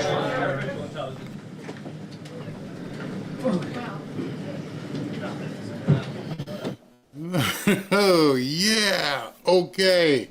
I have never seen a press conference like that before. What I found most interesting was that the media, they're in complete protection mode at this point. All they can do is try to protect the Obamas, the Clappers, the Brennans, and those people. But why now? Why not before? Have you thought maybe, just to yourselves, that when Rubio was on this panel that you guys keep bringing up, that maybe that was all the data that he saw? He didn't see the alternative data that Tulsi's putting out there? Is that possible? You know, it'd be nice if Rubio came out and said something like, hey, I never saw this before. Yeah, they completely bamboozled everybody. And then Radcliffe, we need to come out and say something as well. Because now what you can see where their hole is, where they're going to go. They're going to go with those two things. They're never going to accept, and they will never, ever, ever, until it actually happens, that Obama did anything wrong. It is against their religion. At this point, it is their faith. He is their Messiah. They will never, ever openly say, yeah, he did something wrong. They will jump on Trump 24/7. Oh, yeah, he was. You've seen the videotapes. I have them. Trump colluded. He worked with They'll never say that about Obama. Don't expect them to. I mean, if it wasn't for the fact that Tulsi was standing there, they probably wouldn't even ask any questions. I loved when Caitlyn came out and vomited on herself. Well, you know, people are saying, and Karoline goes, well, who's saying it? Huh? You just said people are saying this and that. Who's saying it? You're saying it. And you're acting like it's news. I was amazed, like SV was in here. He's like, where the trolls at? There's nothing you can do except try to deflect at this point. You can't disavow it. Here are the documents. Are you going to allege these documents are forged or something? Because absent forgery, you can read it. There's nothing to get away from. I don't understand. And I loved her comment. Do your jobs. And it's the same thing I say to you. Don't believe me. Read it. So for every single troll, for everybody saying, you know, it's not real or it's not, do it yourself. I showed you the link. You can download it. And if you download it, you can see every single document. They're sitting right here. Let me bring it up again in case anybody at this point is like, wait, I need to see this stuff. It's right here. There it is. 40 7 pages on top of the pages she dumped a couple days ago. There it is, approved for release by DNI on July 22nd, 2025. And it's all right here for you to read. You don't have to take anybody's word for it. You didn't even have to watch the press conference. Those are supposedly reporters. Go read. Go download it and see what it says. And then you have to decide. See, but they don't, by not reading it, it's plausible deniability. Well, Karoline and Tulsi said this and this. I haven't read it. I can't possibly go there, because if I read it, then I might have to report it.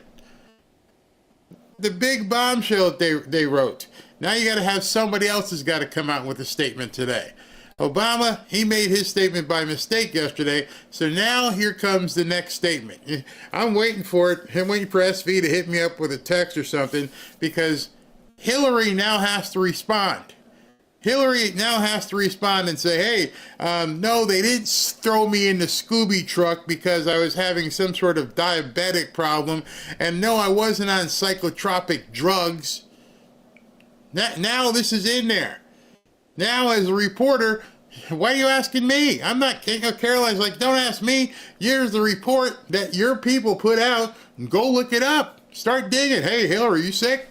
Hey, besides being physically sick, you sick in the head? Well, we all know that. The Democrats never wanted to look into it.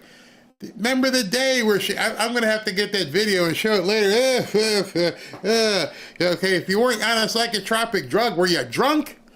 Nobody just does this all by themselves and then gets dumped into a truck.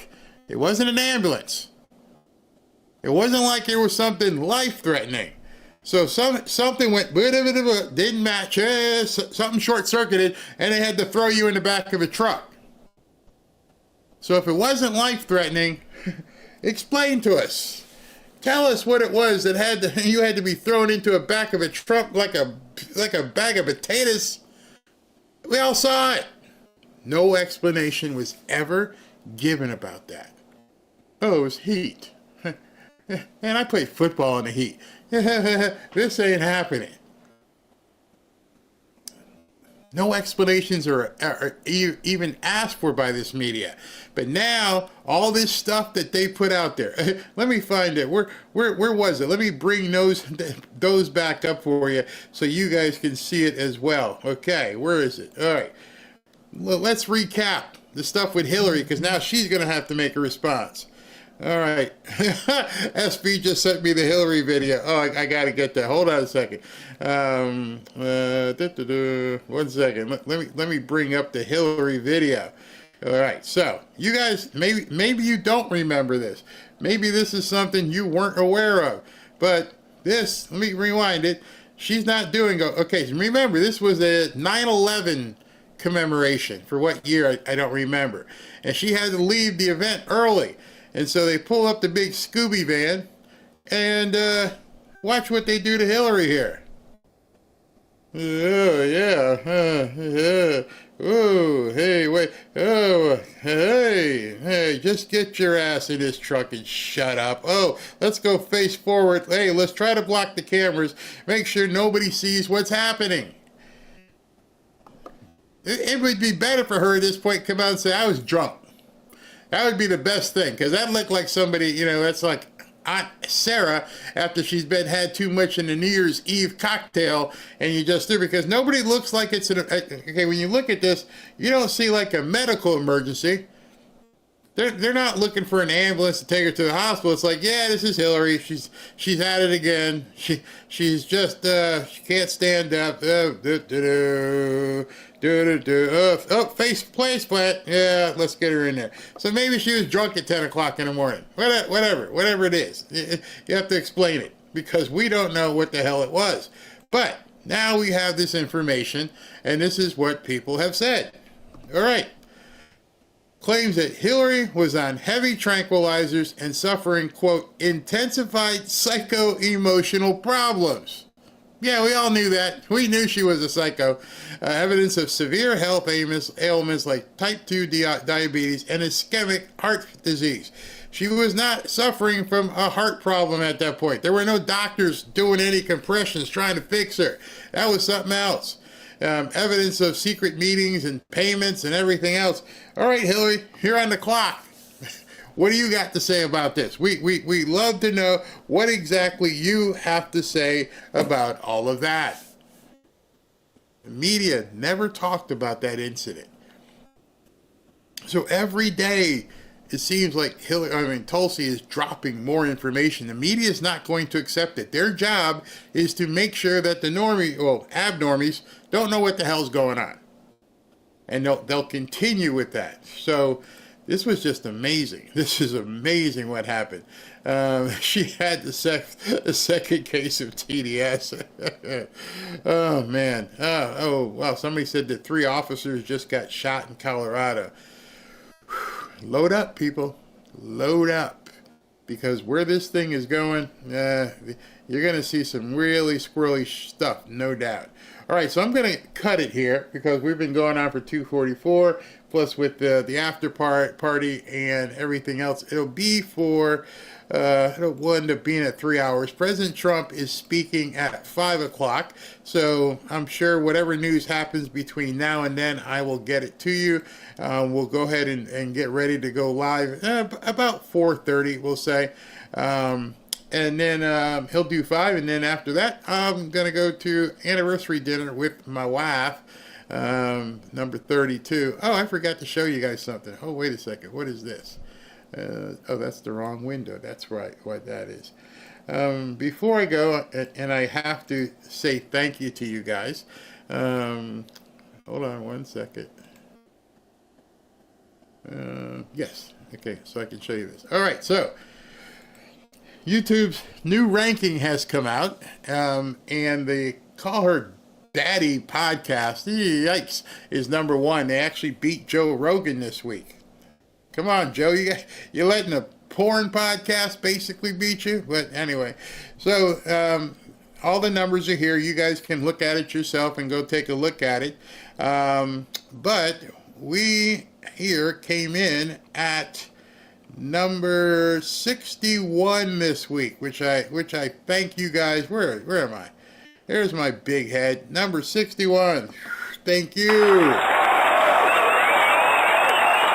And so you may say to yourself, hey, what's that in relation to? Well, you can look at it yourself and see the people on it. Let's see some of the people that we beat. We beat Ben Shapiro. Yeah, awesome. Oops. We beat somebody else. Yeah. We beat the Bulwark. We beat Dave Rubin. I'm loving you guys. Thank you very, very much. We beat Last Word with Lawrence O'Donnell. Yeah, so pretty much you guys did a fantastic job, and I thank you muchly for it. Thank you. Thank you for watching. I know you have lots of options, including some of the people on that list, and you choose to show up here. So I love you guys for that. All right, so let me do super chats for today so we can get out of here.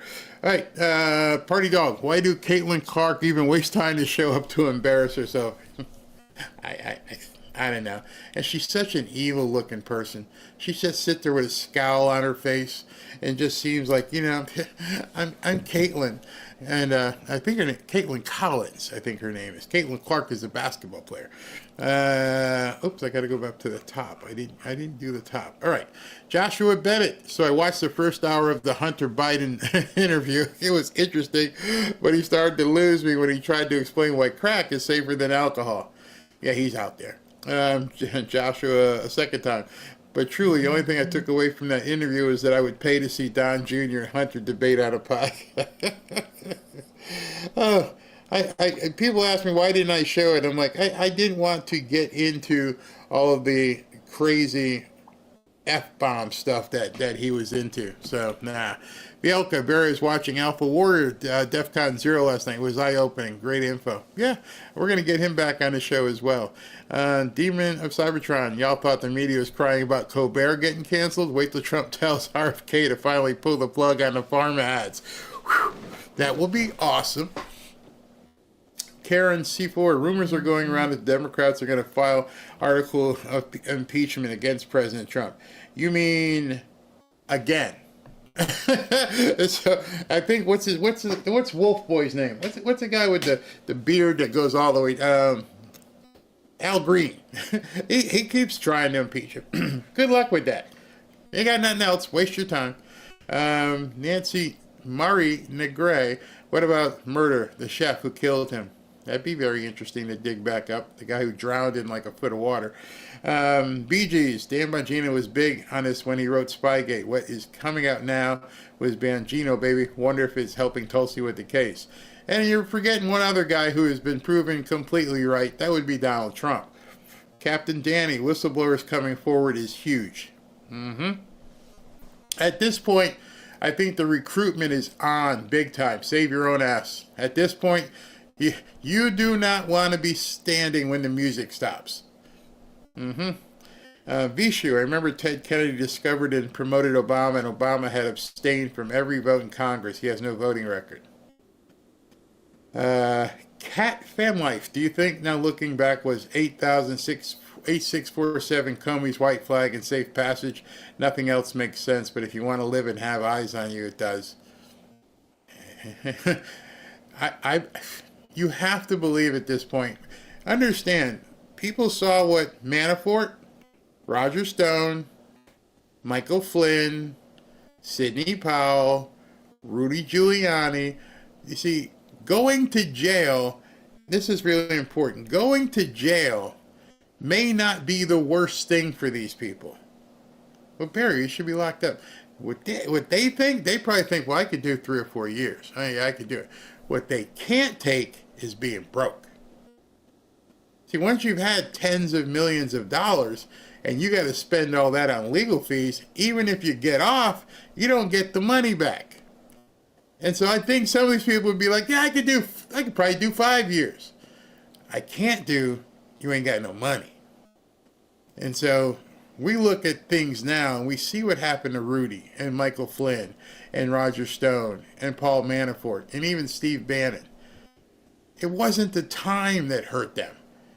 What hurt them was they bankrupted their families. Their life savings went up in smoke. And the government didn't care. And they tried to do that to Trump. Notice what they kept trying. We're going to take your properties. We're going to fine you. We're going to do it. They wanted to break you in addition to your freedom. So now it's on the other foot. Maybe the conviction, what's worse to these egotistical Fs is the fact that imagine your life if you've got $5-10 million, now all of a sudden you're their ages, especially somebody like Hillary, and you got no money. You have no money and you have no place to go. You can't run for office again. You have no clout. You have no relevance, and you're broke. So your freedom, good luck with that. Yeah, have at it. Be as free as a bird in your own prison. Remember the song, being inside that gilded cage.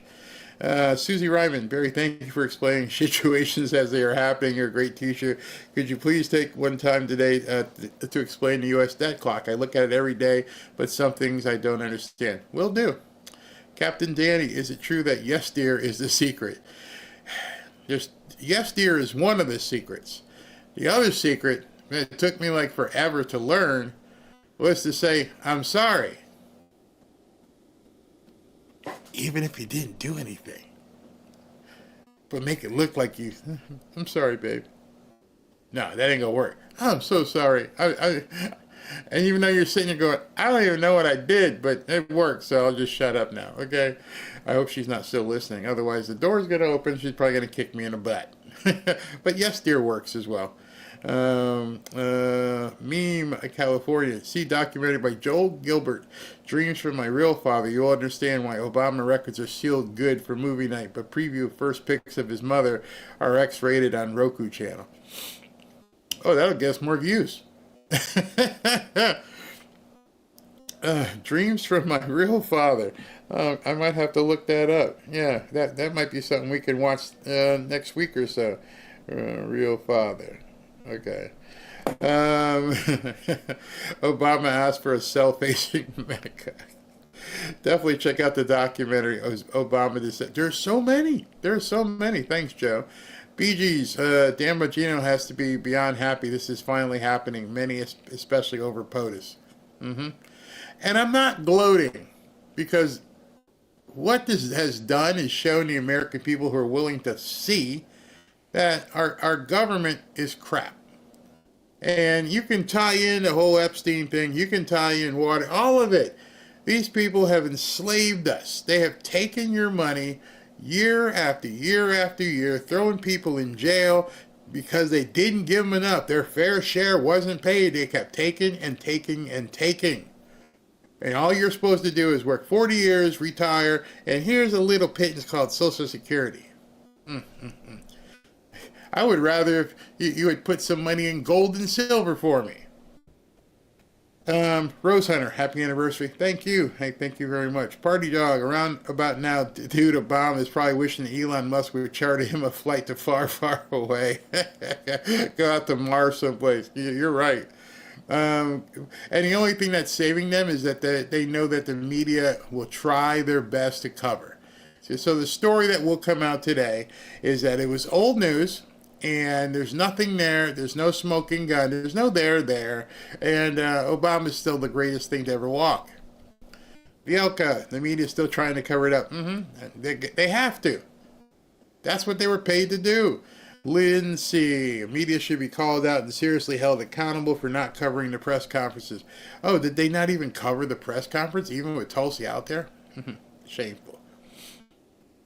Tom Nova, oh my God, Tulsi just rocked it, backed up Karoline powerful. Yeah, they worked very well together. And that's another thing. There were two strong women up there.